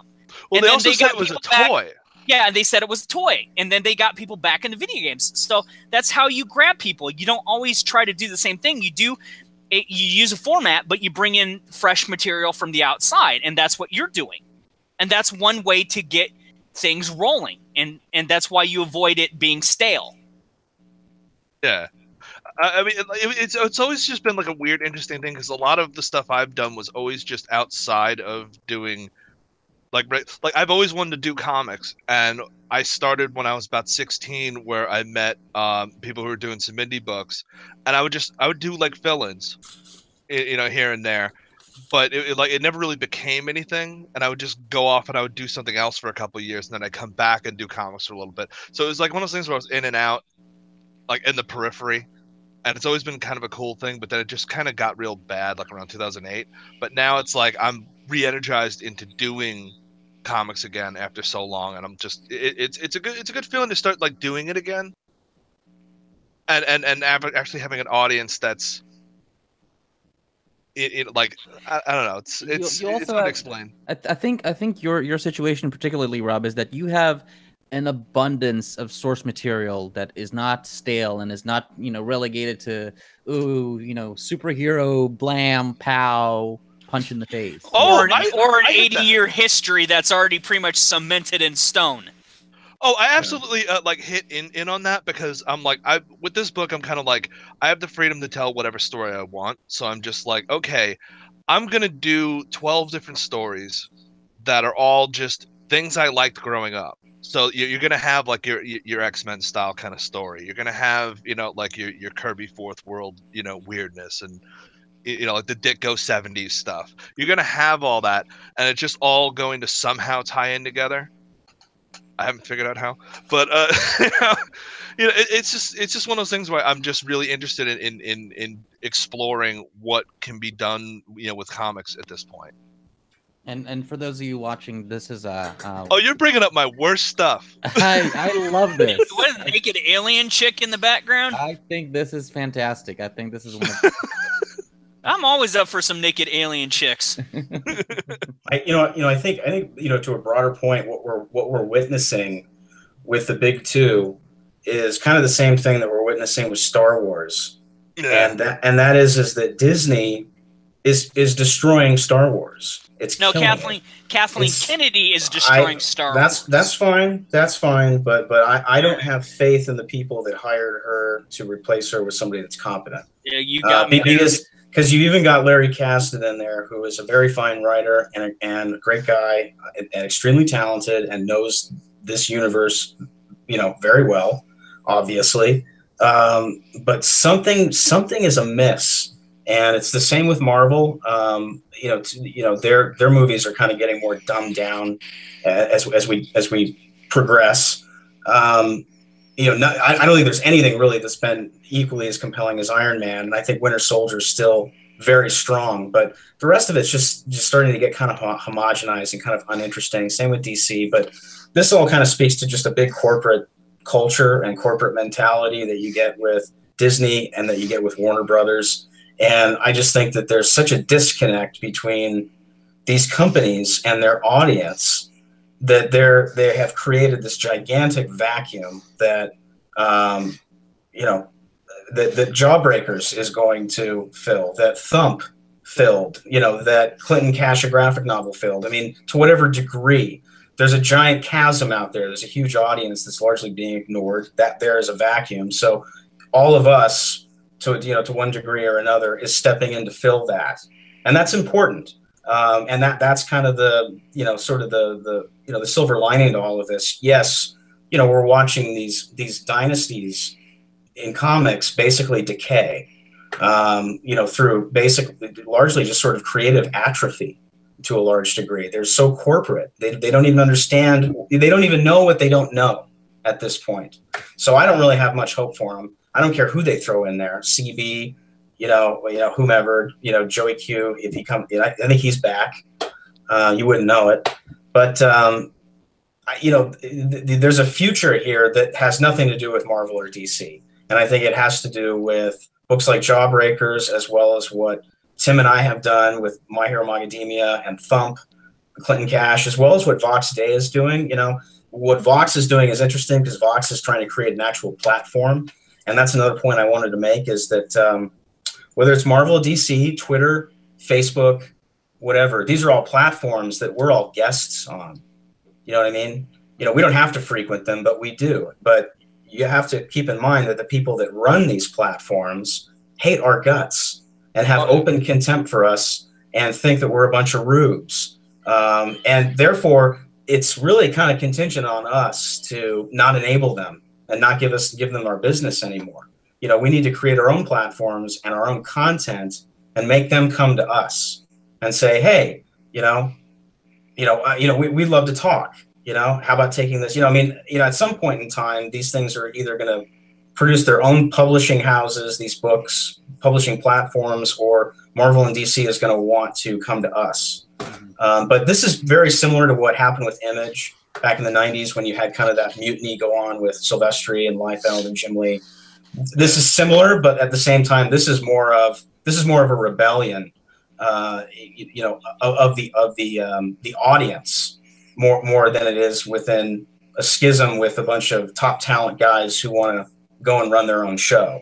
This is more, hey, we're the audience, we're being ignored, and then you've got guys like me and Tim and John and others who are stepping in to provide content for these people. And it's starting off small, but at the same time, it's grassroots, and who knows how big it's going to get. Yeah, I'm just gonna paraphrase Thor Ragnarok and go, hey man, I'm Cole. This is Meek. We're gonna start our own comic book revolution. You want to go? Exactly. It's there's a paradigm shift that's happening right now. This is just kind of the beginning of it, and I knew that Richard would get Jawbreakers funded. I'm just still kind of astounded at there's no doubt. It's great, but it just shows not only the audience that's out there, obviously, but the enthusiasm is pretty palpable, man. I mean, people are really cranked, and that's exciting. Yeah, keep in mind that the Jawbreakers IndieGoGo, which is still out there if anyone would like to contribute, was only asking originally for $5,000 to fund it. And I believe that was not going to be enough to actually do it. I think Richard was prepared to pay out of pocket in order to get this done if it came down to that. But with only asking for 5,000, we're at, I believe, 53,000 right now. We're definitely going to hit 60,000. And I see it selling maybe around 70 to 80,000 when it's all done. Yeah, so that's that's a $25 book with 44 pages. So I mean that's not cheap. Yeah, if you have the link, you can send it to me in the side chat. I think I've got it. If that's the wrong one, let me know. But that's what I found. But the book, people keep remarking that the pages look like what Marvel used to look like, and what DC used to look like, and I find that as a very high compliment, because that was always the work that I used to bring when I used to work for Marvel or DC, and I think that's what fans expect, and that's what fans deserve, is top quality, high octane, awesome action adventure. And just the very best visuals, and you've got to have a great artist and a great colorist. Otherwise, any kind of weak link, and you end up with a modern day Marvel book, basically. Well, if I'm reading your thing for your contributors right at 1,477 people, that means there's at least that many plus more that are so effing tired of all the crap going on. They want something fresh. They want something that reminds them of the old days, and that they want a little new twist on it. And I think that's what you've all provided with them through all your books, being political or not. I was listening to John on his stream last night with Hot Pink Geek, and he brought up a very good point where he mentioned that he would like to have the numbers of backers increase a little bit more. And I as well would like to see that. But talking separately with Doug Ernst, he and I both realized something. With the base value of the campaign being $25 just for a copy of the book, I think even with the thousands of backers that have already done it, it actually shows where we're willing to spend our money. And I think that's the most telling component, is the fact that you have books on the shelf that are going to be about 32 to 44 pages. You pay anywhere between $5 and $7, and people aren't buying it. And the reason why has nothing to do with the price. It has to do with the fact that, hey, yeah, I'm pretty sure it's a good deal, $5 for X number of pages, but no thank you, because we know that the quality inside is not going to be good. The fact that the price point of this is $25 just for those 44 pages of action and storytelling, the fact that people are so willing to put that amount in there and actually support it, I think that's a really great point. I do agree with you, though, that it would be neat to see the total number of backers when all is said and done. And maybe in some hypothetical universe, if the book was cheaper, would it actually result in more sales? I'm very amazed, and it's very heartening to see that there are people who are willing to support it despite the price point. I was one. I said from the get-go, I obviously knew that, John, that you were going to be on the book, and I was there when Brett found out that he was going to be on it, and I said, this is a done deal. There's just no question about it. This is something I'm enthusiastic about. This is going to move the needle, and if I'm having this viewpoint, others are too. And we've seen a lot of people who have said, I'm so glad that you postponed the finale of the campaign, because that way I can actually get some money from my paycheck and put into this. And so it shows when people are willing to tell you that, where they say, this is something I really want, I just need more time because I want to participate in this and I want to be part of this movement.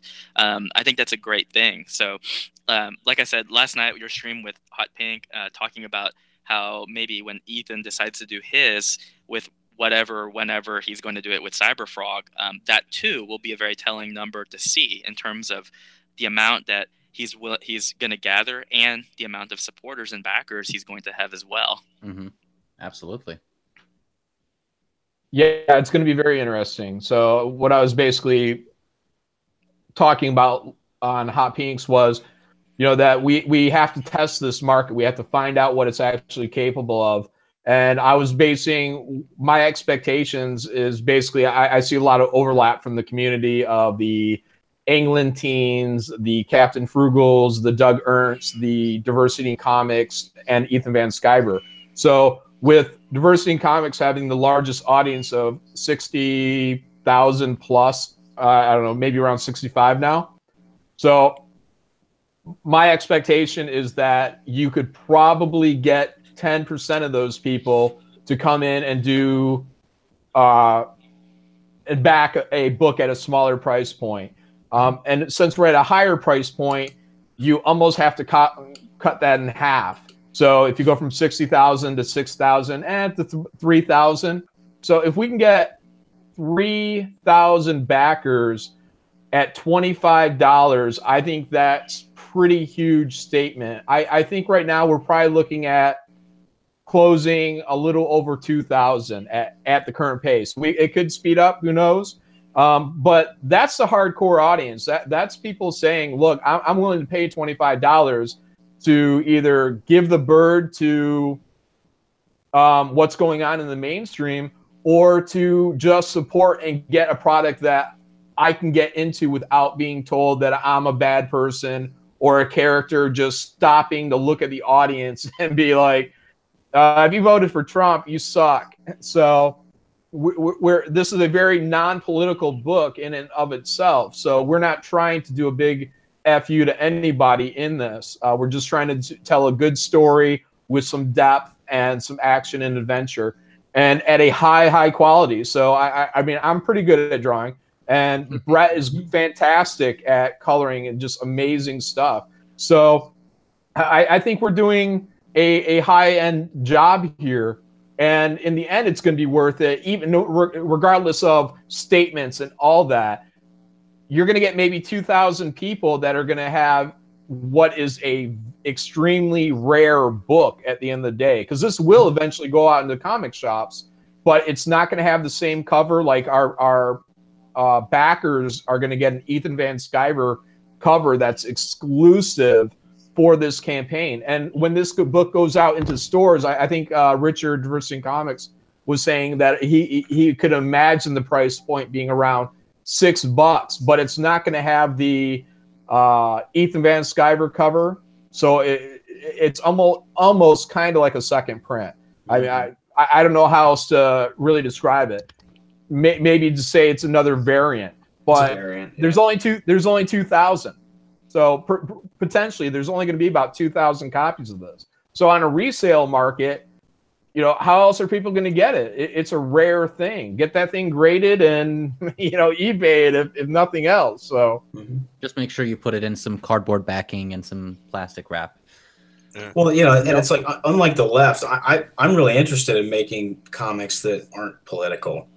I'm much more just interested in entertaining people, and not only getting, you know, people who are center and center right's money, but also center left's money. I'll take their money too. I don't, you know, I'm equal opportunity. You know? Right wing money spends just as well as left wing money. It really does. Money's indifferent. Republicans buy comic books too. Exactly. You know, I have a quick question for all three of you guys, Rob, Tim, and Brett. Do you think that we've gone beyond the point to where we don't know how to do anything non-political anymore? That's a rough thing. I was actually thinking about that the other day too. It was funny because I never actually considered myself a very political person. Part of it has to do with, I think, my upbringing and the people I was always surrounded with. But it's hard. I mean, one of the things that I was having lunch today with Mark Pellegrini, our writer and our co-creator, and we were talking about how we live right now in a culture of deconstructionism and postmodernism. A case in point, we were talking about what makes movies like Back to the Future and Ghostbusters so good. And what makes them good is that they get very straight to the point, and they don't spend a lot of time breaking down everything into fine detail. For example, the part where they explain the proton packs in Ghostbusters, it takes place in an elevator, and one person says to the other, "You do realize we're wearing nuclear accelerators on our backs, right?" And it's like, yeah. So you assume that you just live in a world where these smart people just make the technology. Same thing in Back to the Future. Oh, how do we travel back in time? The flux capacitor. Well, of course, that's how you travel back in time. You did not have this desire or this need to break down everything and deconstruct it and examine its parts. And I feel like it's something that we can't, once you see it, you can't unsee it. And I think it's in modern society, because we have so much access to information, you cannot help but have someone look at everything through a political prism. I try not to do that. Like I try to look at something like a movie, and I try to appreciate it and criticize it based on its own merit. I try not to see anything political in it, but I admit it's difficult. And it's the same thing right now when Mark and I are working on Black Ops. It is a completely apolitical book. We try not to interject any politics into it, but I realized that it's a military book. Our audience is hopefully going to be people who are fighting for us overseas. We want something where they can read it and it's not going to insult them. But then we realized that even tiny details could be taken out of context. I mean, for example, one of the details that we have in the book is you have a CIA operative who comes and visits like a house, and he says something to the effect of, "Yeah, we know that we've made mistakes." And I told Mark, I said, I think that was just part of natural dialogue, but it can easily be taken out of context to, do they mean like the military has made mistakes? I mean, what are they talking about here? And so I said, we are also in that quagmire where there are a lot of times when I obviously don't want to talk politics. I just want to enjoy something for what it's worth. And so one thing that I have always stressed is that if you're a fan of me or my work, regardless of your politics, I still love and appreciate you as a human being. And if I meet you in person, I don't talk politics unless you want me to and you want to know my opinion. I and the normie crowd, which is how Richard Myer refers to it, in the end of the day, we all want to get to a world where we can enjoy comics as a nice plethora and smorgasbord of options, where it's not saturating everything. So I think in order for us to not see things through a political lens, I think there has to be a shift culturally. I think it is a part of the culture war we have to win. And I know Brett and I share the opinion that one of the reasons why we're so subversive is because we fight back pretty hard. I mean, the left and the SJWs, they have a full frontal assault. And so we said, if they're going to come out this big, we're going to take out our big guns too. And there's a lot of people who disagree with us on that. They think, no, you shouldn't be political. And it's like, we don't like being political, but we have to at this point in time. We have no choice because they're doing it. And it's one thing to take the high road, but if you have all these people undermining you with the low road, you got to go down there and you got to fight on their level. Get in the trenches, yeah. There's no high road or low road. There's only fighting back. You know, and I never punch down. I like to kick down. That way I don't hurt my hand. You know, but seriously, it's true. We have to be political because it's a political environment. But at the same time, I agree with what Tim said. I don't believe in oversaturating the market, which is what Marvel's done. You know, which is what DC's doing to a certain extent. You know, they're oversaturating the market with political overtones and identity politics, and it's like I said, it just sucks all the fun out of everything. You know, I do think that there is a time and a place for comics to be political. That's for certain. Because I mean, obviously, you're talking to the guy that helped produce Clinton Cash, a graphic novel, and hopefully have an effect on voters going into the booth in 2016. I believe that we definitely changed some hearts and minds with that book. Younger people, millennials, especially Bernie voters. I heard a lot from them who said, I read this book and it blew my mind. And there's no way I can vote for this woman, So I'm either going to go Jill Stein or I'm going to vote for Trump, or I'm just going to sit on my hands. And I'm proud of that. I'm proud of, the effect that we had in the election to avert a Hillary presidency. And you got to think about, like, I don't know if you guys know who Thomas Nast is, but he's a famous political cartoonist from the 20s. And this is the guy that literally took down Tammany Hall and Boss Tweed.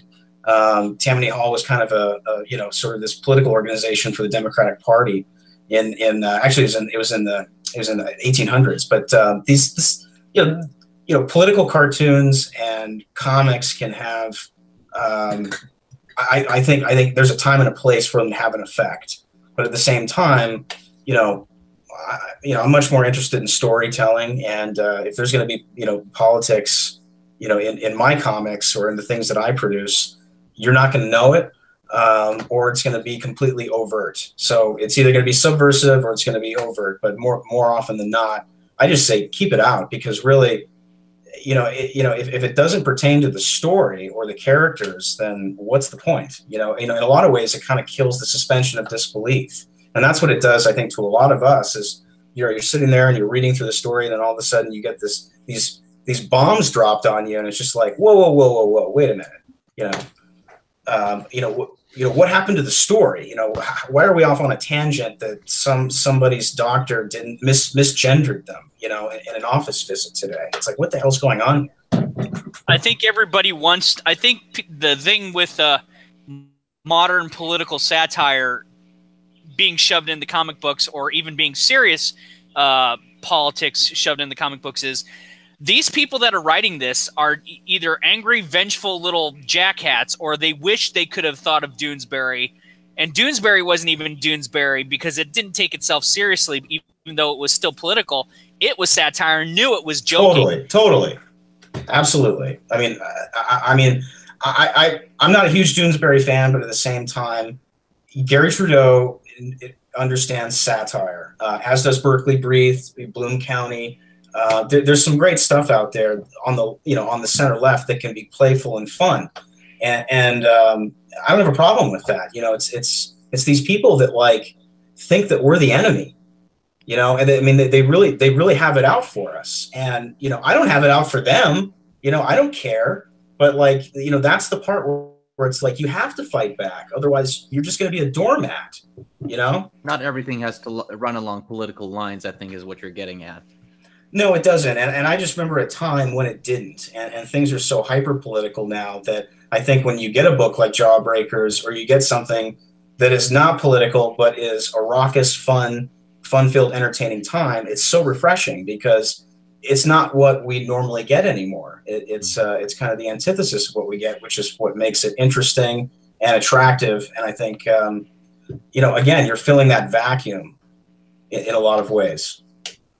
Mm-hmm. Mm-hmm. All right. Well, John. I think John actually had to skip out for a second. He said, did he? "Back, give me a minute." But in the meantime, let's look at the chat real quickly. Felix Watkins says, "If Jawbreakers there's only $6 in stores at 44 pages, I'll buy a copy for a friend." There you go. You got a customer right there. Mm-hmm. And, and I agree with John. I think we'd get 10%. Yeah. I think that would definitely be a window or an opportunity to offer a cheaper book. Mm-hmm. But at the end of the day, our side needs to support these endeavors. Otherwise, they're not going to happen. It's one thing that it's great to see is the enthusiasm behind Jawbreakers, but there's 65 million Trump voters out there.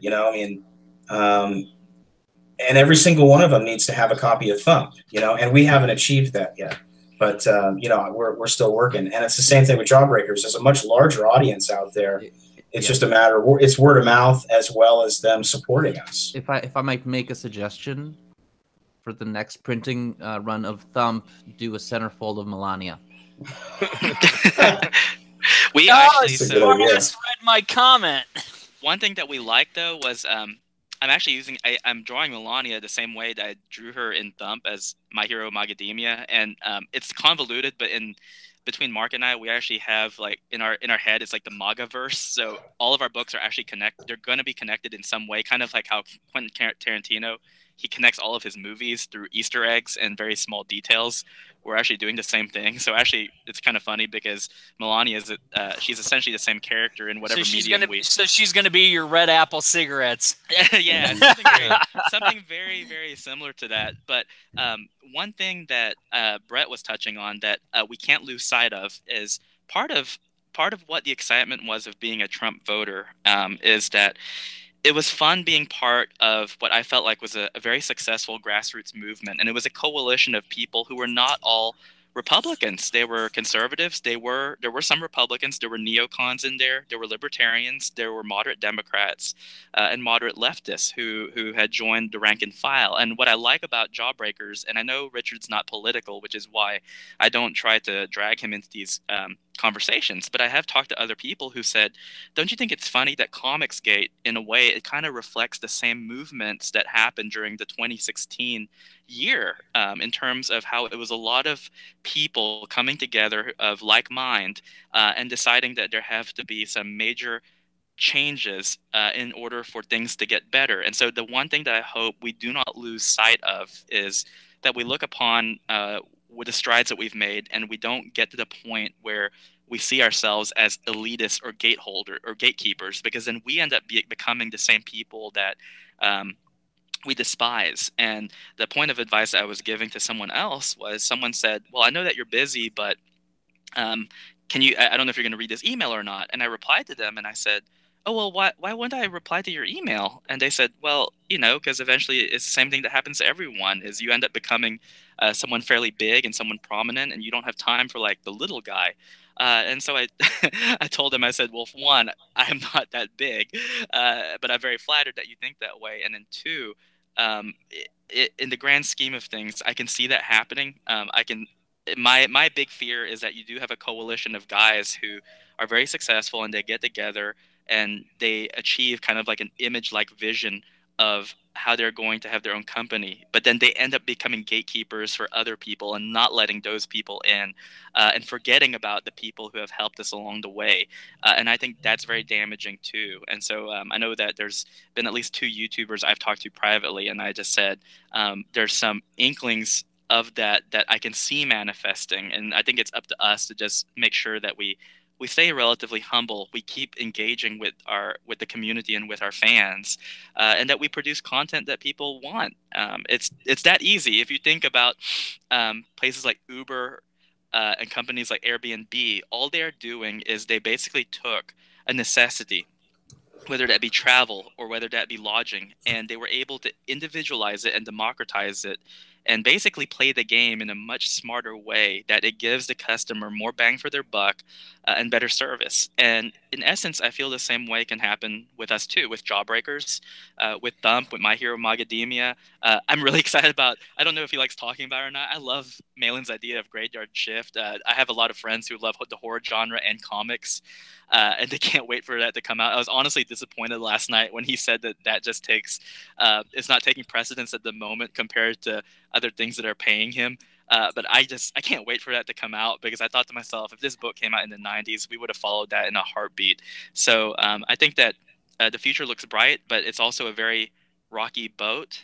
And the best thing that we can do is just keep doing what we're doing and not rock it, because I think that if we keep up with the steady pace that we're going on right now, I think it'll be pretty good looking at the next 2 to 5 years. Yes, but will there be a Melania centerfold? There might be. Depends on their editor, but yeah, sure, why not? I don't think Brett would mind. I'm the one who was bitching about it from day one. Why do we not have a Melania poster? No, I still have a core mission in life, which is to relaunch a version of the National Lampoon, as dirty and offensive and just absolutely out of control, outrageous as it was back in the 70s. This is a dream of Chuck Dixon and I. And I still have it. I'm still holding on to it. So if there was ever a format that would be perfect for a Melania parody centerfold, it would be that. And I can guarantee you it would be fantastic. And it would more than likely be a photo shoot, not illustration. Mm-hmm, mm-hmm. With keeping with the the traditions of the original Lampoon. Right. All right. I think we're going to wrap this up pretty soon, but I do have a couple of questions from the chat. So if you guys don't mind just taking a moment and consider some of their questions. Sure. All right. So this first one is from Iwazaru. I guess it's a Japanese name.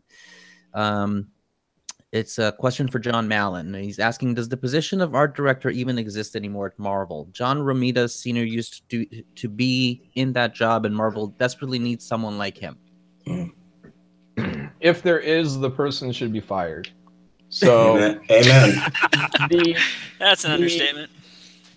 The Comicsgate is really, it's how to destroy a company 101. And that goes right back to the editorial coming out from colleges and not being versed in the art of the comic book, how it's produced, how the panel-to-panel storytelling can be done, the what makes great colors. I've said this before.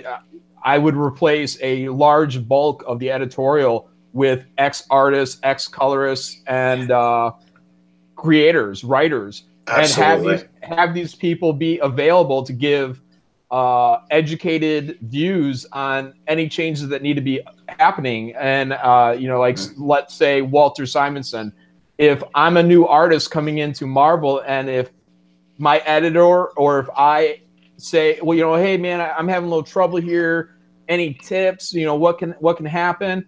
And then it should be, hey dude, let me get Walt Simonson on the phone with you, or on a video chat or something like that, and have these people on salary to where they're always available, because I would be picking that brain a heck of a lot more, and that would be a huge education process. So that's a great point, man. I never really thought about that, but it's kind of like, taking some of the old school guys who have, at this point, 20, 30 years in, turning them into editors or art directors. Frankly, that would solve so many problems, because, we know the creative angle, but we also know the business angle from doing some of our own projects and our own creator-owned stuff. And it's kind of like, we can talk shop with the creative, and at the same time, we can also talk to editorial and the board and the suits and management. So, the problem is that a lot of these editorial jobs, the pay is absolute garbage, and you get what you pay for. Oh, yeah. It's like John said, they get these kids out of college, and I think they can kind of, pay them nothing. Hey, you're working at Marvel Comics, you're with the cool kids, and they're like, yeah, whatever, living in Manhattan, on whatever, subsistence they're getting. And that's another reason why a lot of them want to jump ship and, take off and go to LA and work in the movie industry, movie arm of Marvel or DC Entertainment. And it's probably why they act like such shitbirds too, because they're pissed off about getting pissed on, and they want to transfer that anger to somebody else. Oh, the sense of entitlement these days, man. It's just outrageous. The problem is that I don't find a lot of them have any passion for comics. And there's no love there, so there's no emotion. Therefore, what they're creating is kind of lifeless. There's no passion, there's no enthusiasm. Therefore, it's not infectious, and nobody gives a shit.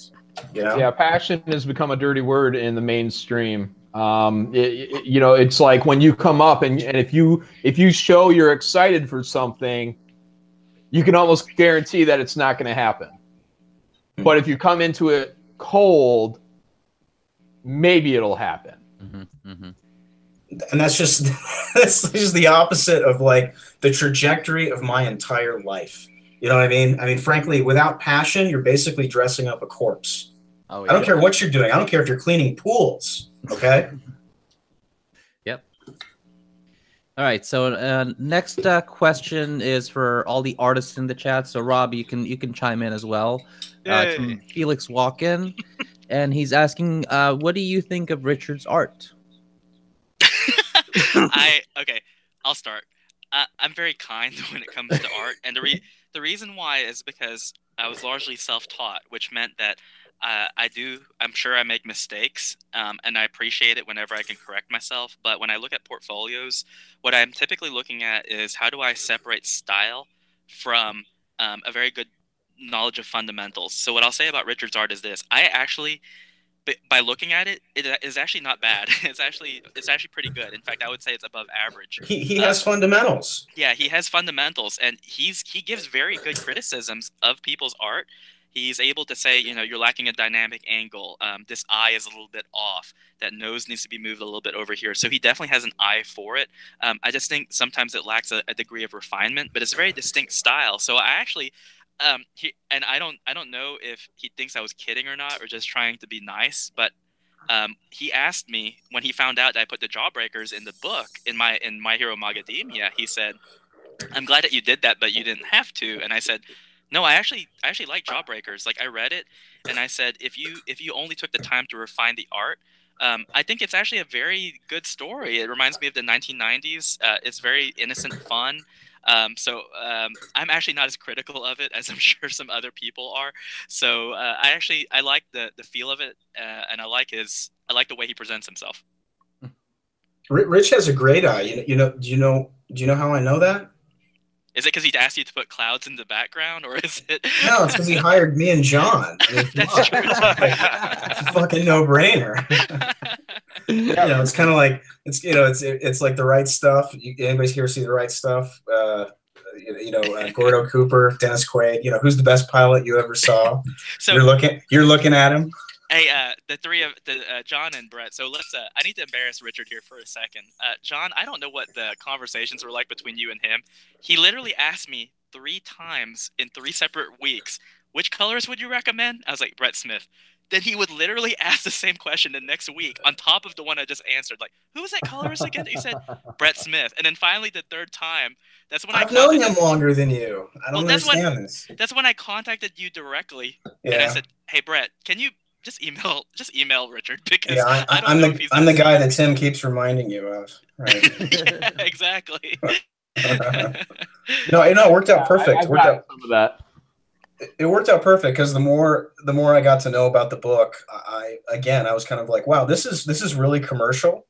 I think it's got a great commercial through line. It is kind of a throwback, but at the same time, that formula works. So it's kind of like there's no reason not to revive it. So I don't think it's like outdated or anything like that, or a dated kind of concept. I just think it's a cool, fun concept that works no matter, when the story takes place or when it's being told. Mm-hmm. I'll say about Richard is what Richard is he's probably one of the great potential editors that may never ever get a chance to be an editor. Mm-hmm. He understands a little bit about everything. Now, understand his original Jawbreakers book. He wrote it, he drew it, colored it. He has more hands-on experience than a large percentage of editorial at Marvel right now.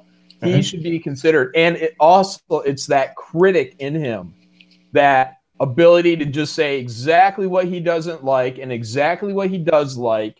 And he's also able to communicate with people. I mean, clearly he's built an audience of 60,000 people.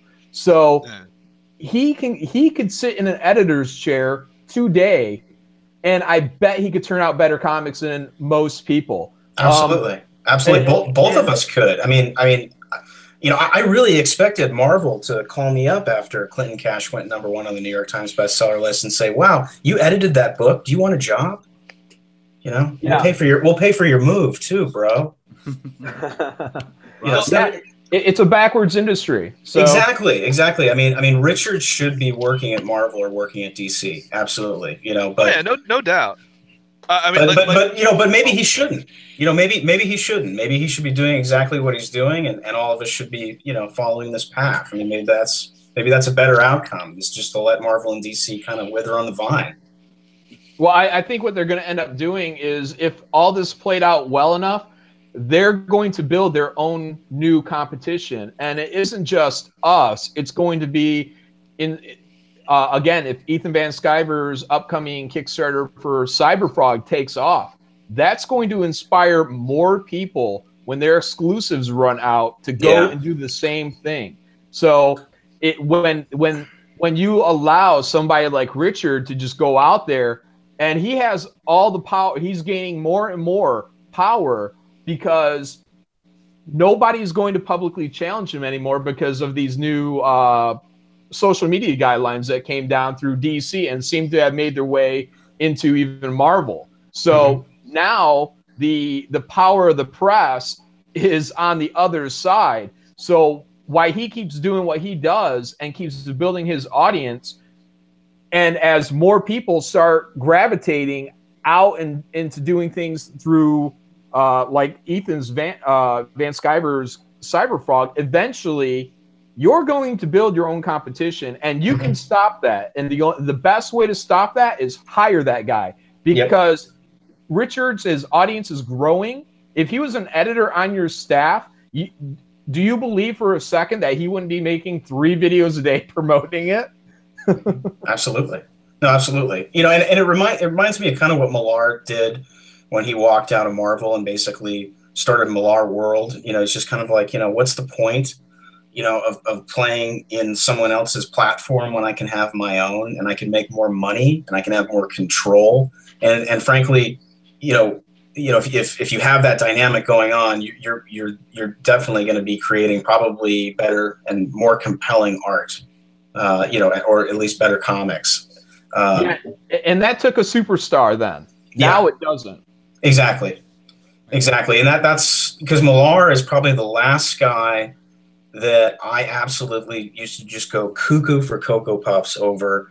And it was largely Ultimates. You know, I mean, if you remember, Ultimates ran, 3 volumes, and the last run was 13 issues. It was originally supposed to be 12, but then Hitch and Millar had some great idea. That's the famous issue that has like the 8-page fold out. I don't know if you guys have ever seen that, but it's absolutely outrageous. I remember that one. Yeah, and that's, you want to talk about a creative team. I mean, Millar, Hitch, Neary, and Laura Martin. I mean, it's just like, when does that happen?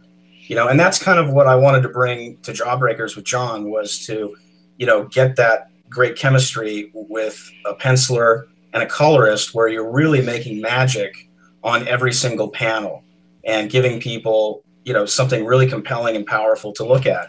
So when I think about, kind of the level that I like to see books get to, I hearken back to what those guys did on Ultimates, which was just outrageous and fun storytelling. Millar was able to weave in politics into that story pretty lightly. He had George W. Bush show up a couple times. He's got that great scene with Cap and George W. Bush, where he says, "So what do you think, Cap? What's the verdict on the 21st century? Cool or uncool?" And Cap's got this great splash page of Cap doing a salute.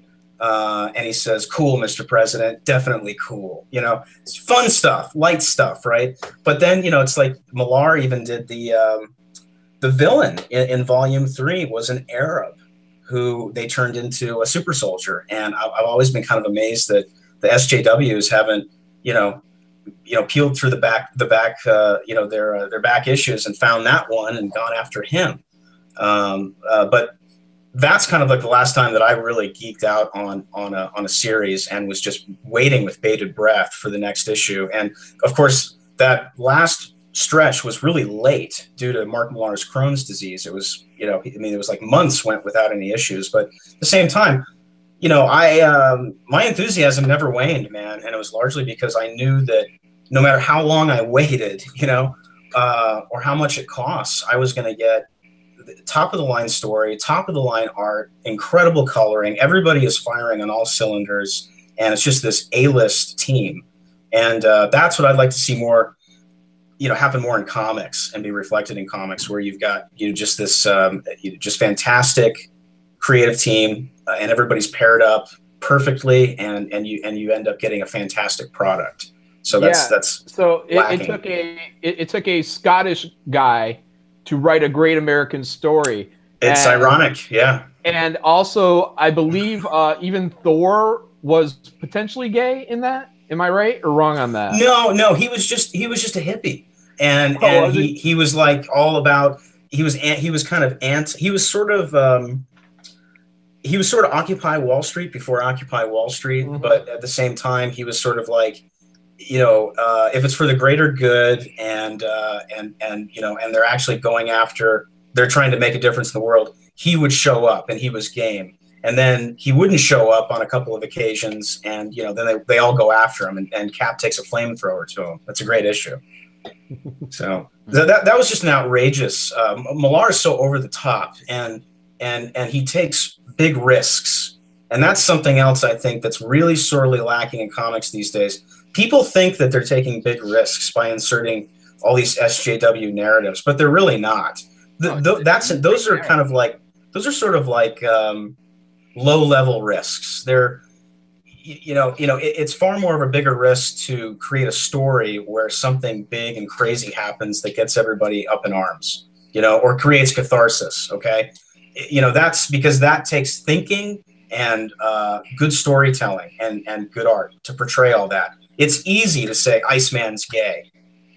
It's like, and what does that do? What is that? Like a little bit of a bump in sales here or there, but it's certainly nothing anybody's going to be talking about 15 years later, like the Ultimates. Like I'm sitting here talking about the Ultimates. You know what I mean? Yeah, you have to wrap it in a great package. It has to be a good story, good art.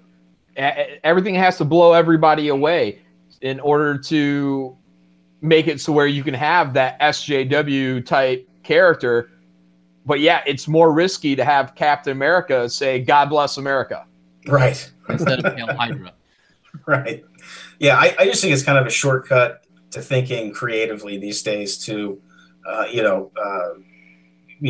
the soft bigotry of low expectations is what it is in comics, where this is what we get.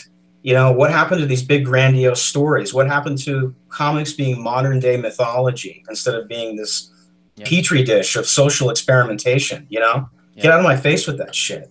I want the Homeric,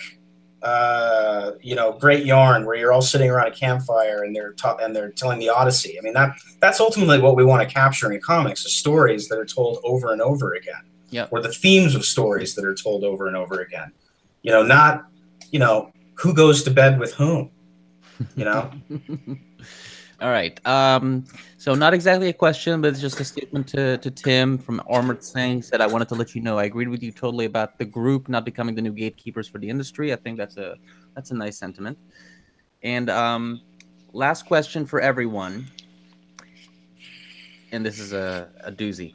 If you were editor-in-chief of Marvel Comics tomorrow, what would be your first action? I would fire a lot of people.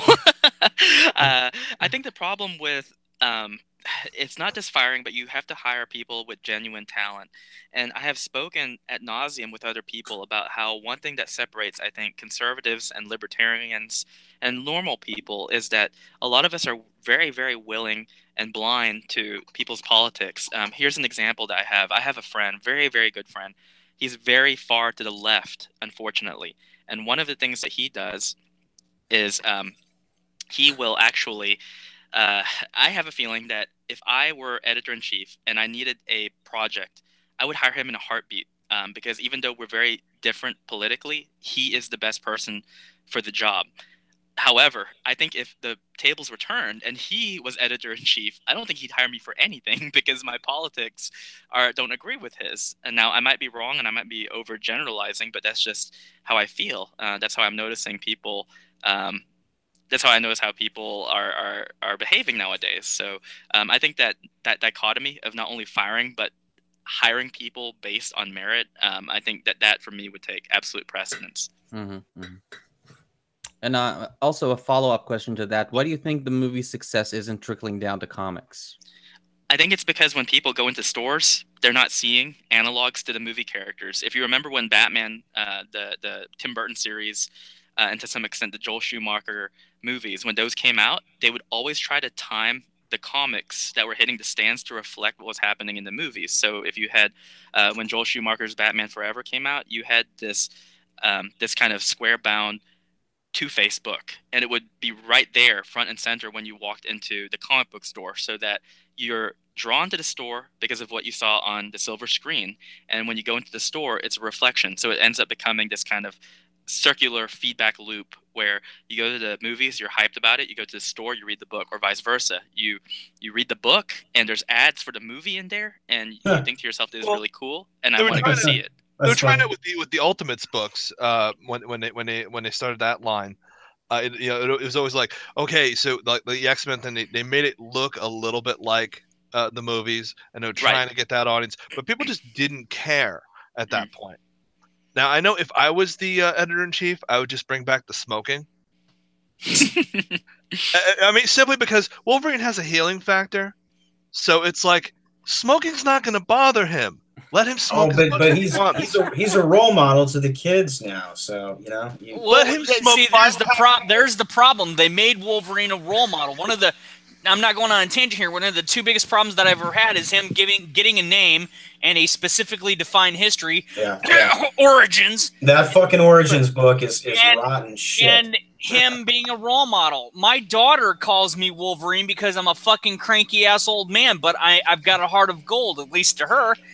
She says, Wolverine in the comics is boring. And I go, what are you talking about? It's like, he's not a fucking role model. And I'm like, I don't write this shit. And she goes, it's the Chris Claremont, Frank Miller, 81, 82, 4-issue miniseries. That is Wolverine. That is which is basically kind of a dirty, hairy, knockoff. Dirty Harry meets sort of Bond, maybe, you know, CIA. So he's not, you know, he's Right. not MI6, but he's kind of like Canadian CIA, or, you know, but he's mysterious, and it's one of the worst things that they did to that character is that they gave us too much information. What was so great about him was what we didn't know. You know, Yeah. it's the fun. It's kind of like whether Deckard's a replicant or not. It doesn't matter. Deckard's not a replicant. It's just the saying. question. It's the question. That's Yeah, what's it's so the question, beautiful that's about right. it. That's what's so. It's the ambiguity. You know what I mean? It's the question and the fact that, like, even when I was a kid and I'd see him smoke, I would just go, "He's Wolverine. He has a healing factor. He's gonna be fine."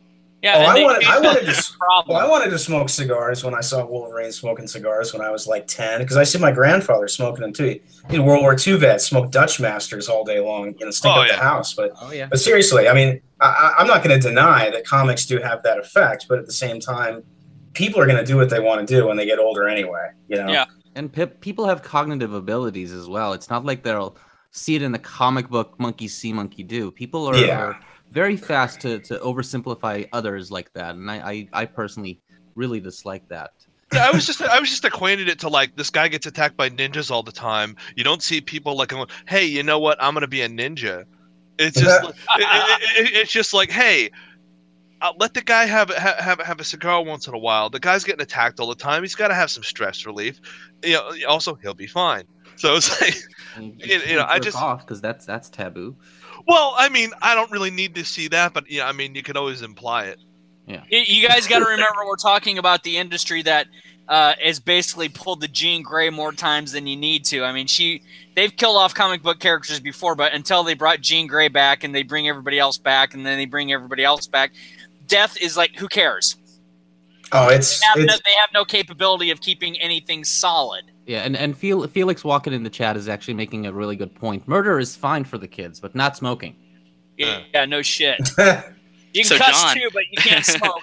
So, John, if you were at EIC tomorrow, you're the one who's fresh off their chart. So, what would you do to as your first day in office? Pretty much in line with you in that I think fire is kind of strong. I would try to replace a large chunk of editorial. I'd give them the options of going into, I don't know, the mail room or I don't want to really hurt their livelihood completely. And if they chose to walk out and not stick around, then great, that saves payroll. But I would do that. I would get rid of the smoking. I would bring back sex appeal. I would chop the books down to a certain amount of core titles. So your Avengers is your Avengers. Your X-Men are your X-Men. Your Spider-Man is your Spider-Man. And there would be a few, titles here and there which are, gonna be for, like, say, Darkhawk or, these other ones that you want to try to build up into the stuff. I break it down to a good like 20 books, and then have all the specials around that. And stop with the goddamn reboots already. Yeah. God, no kidding. What I would do, though, is I would take all that money saved from all those other titles, and I would try to encourage a new line coming out. One of which would be publishing things, and I always use this as an example because the art in it blew me away. I would like to see Marvel publishing a book like Gantz, and I would like to see I would like to see Marvel publishing books like Sin City.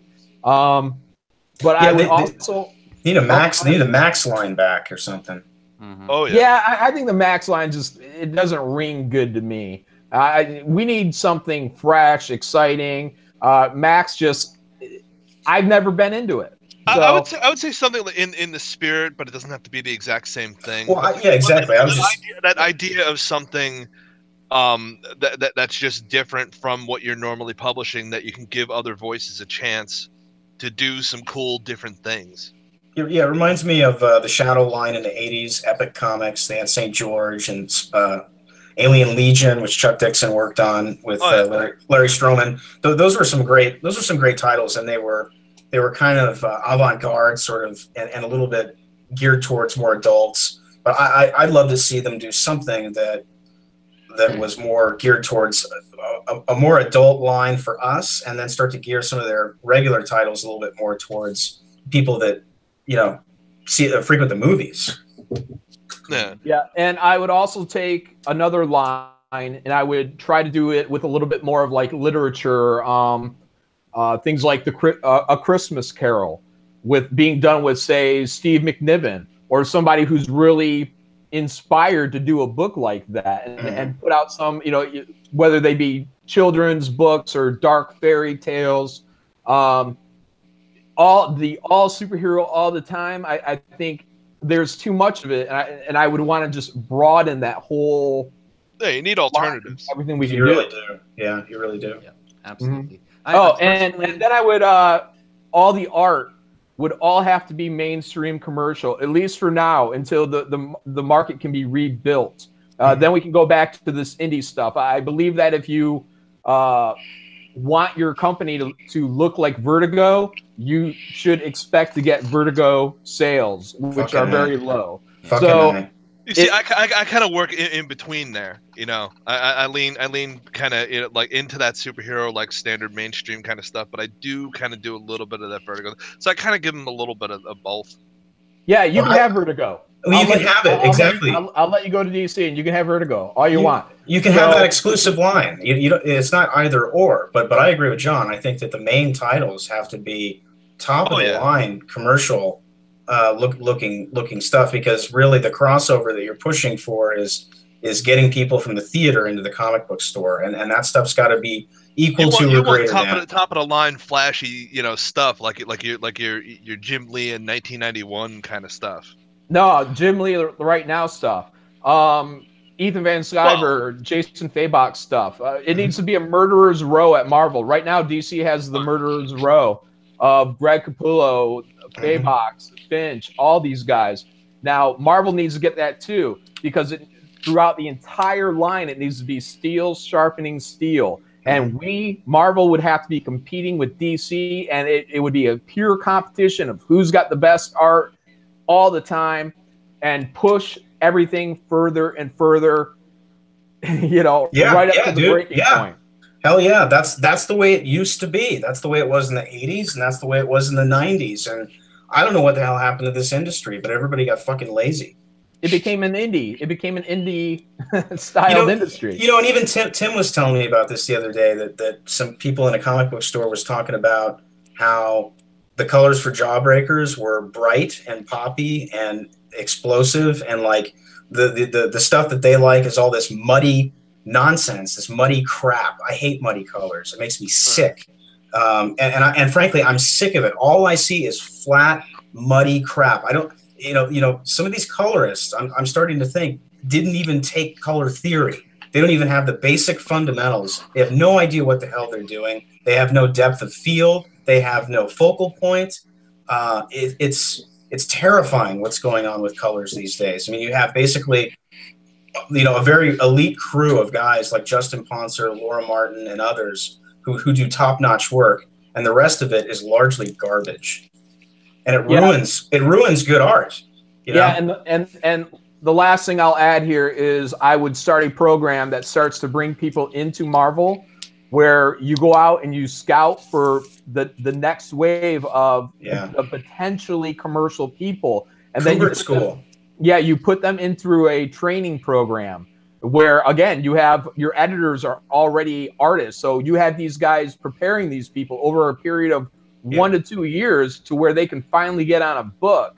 And once they're on a book, then you have all the access to all these legends that are a phone call or a Skype call away. That's what Lucasfilm does. I've got a number of friends that work for the advertising wing as well as the VFX arm, the movie arm of Lucasfilm, and they go out and groom the young guns. They go to, you know, the School of Art and Design. They go to the Art Institute of Chicago. They go to Visual Effects School in Toronto, and they cherry pick the best. They bring them in as interns, and they groom them and bring them up. And, you know, by doing that, by doing what John is talking about, you go out and you pull people into your company that have an inherent love and passion for comics and visual storytelling. And that's what's so severely lacking, with what's going on right now. Yeah, most of the commercial guys are 50 years old plus at this point. And the newer guys are coming from the independent market. But the independent market works at a style that allows the artist to work 40-hour week job and then come home and draw and get this done. And when they get into somewhere like Marvel, they have no incentive to push themselves because they were hired for that style they already established. So it pulls down the sales. Now, I don't know about you guys, but if I were editor-in-chief of Marvel right now, I don't know. I'd probably Squirrel Girl back. Yeah, I would probably go Dr. Strangelove on it and just ride that bomb all the way down and just just let them ruin themselves, because really, sometimes you need to burn the fields in order to regrow the crops. Yeah, you know what I do? I'd bring in all new people and have the old people train the new people. Oh yeah. Yeah. That's what I do. I do exactly what Disney, does, but I do exactly what what's being done in order to teach them a lesson. Yeah. There are people out there that are far more capable than you, and you're going to help them transition into your new job. So like a higher scale version of what Jerry Robinson used to do. Pretty much. That works. I would be down for that. And then maybe put some cameras in there and turn it into a reality show. That would be fun. Yeah. Oh, dude, that would be great. Oh, Sharon, they got the cameras on us. I don't know what we're going to do. Well, Ozzy, we're going to get this book out on time without people bitching at us. Oh, it's a bloody hell. I don't know what to do. I mean, it's kind of what I started doing, with my live stream. Like I do streams, but a lot of them are kind of crap at this point. Yeah, we're getting there. But like one of my goals with it was I did want to start teaching people like the stuff I know. I mean, I'm not like super, the highest level guy in the world, but I'm like, I do know some things. So I'm like, I kind of want to pass that knowledge on at some point with my stuff. So it's one of those things where it's like, I like that idea, and I like that, like, you have like people like Jim Lee doing live streams now, going like, hey, this is how I draw Batman.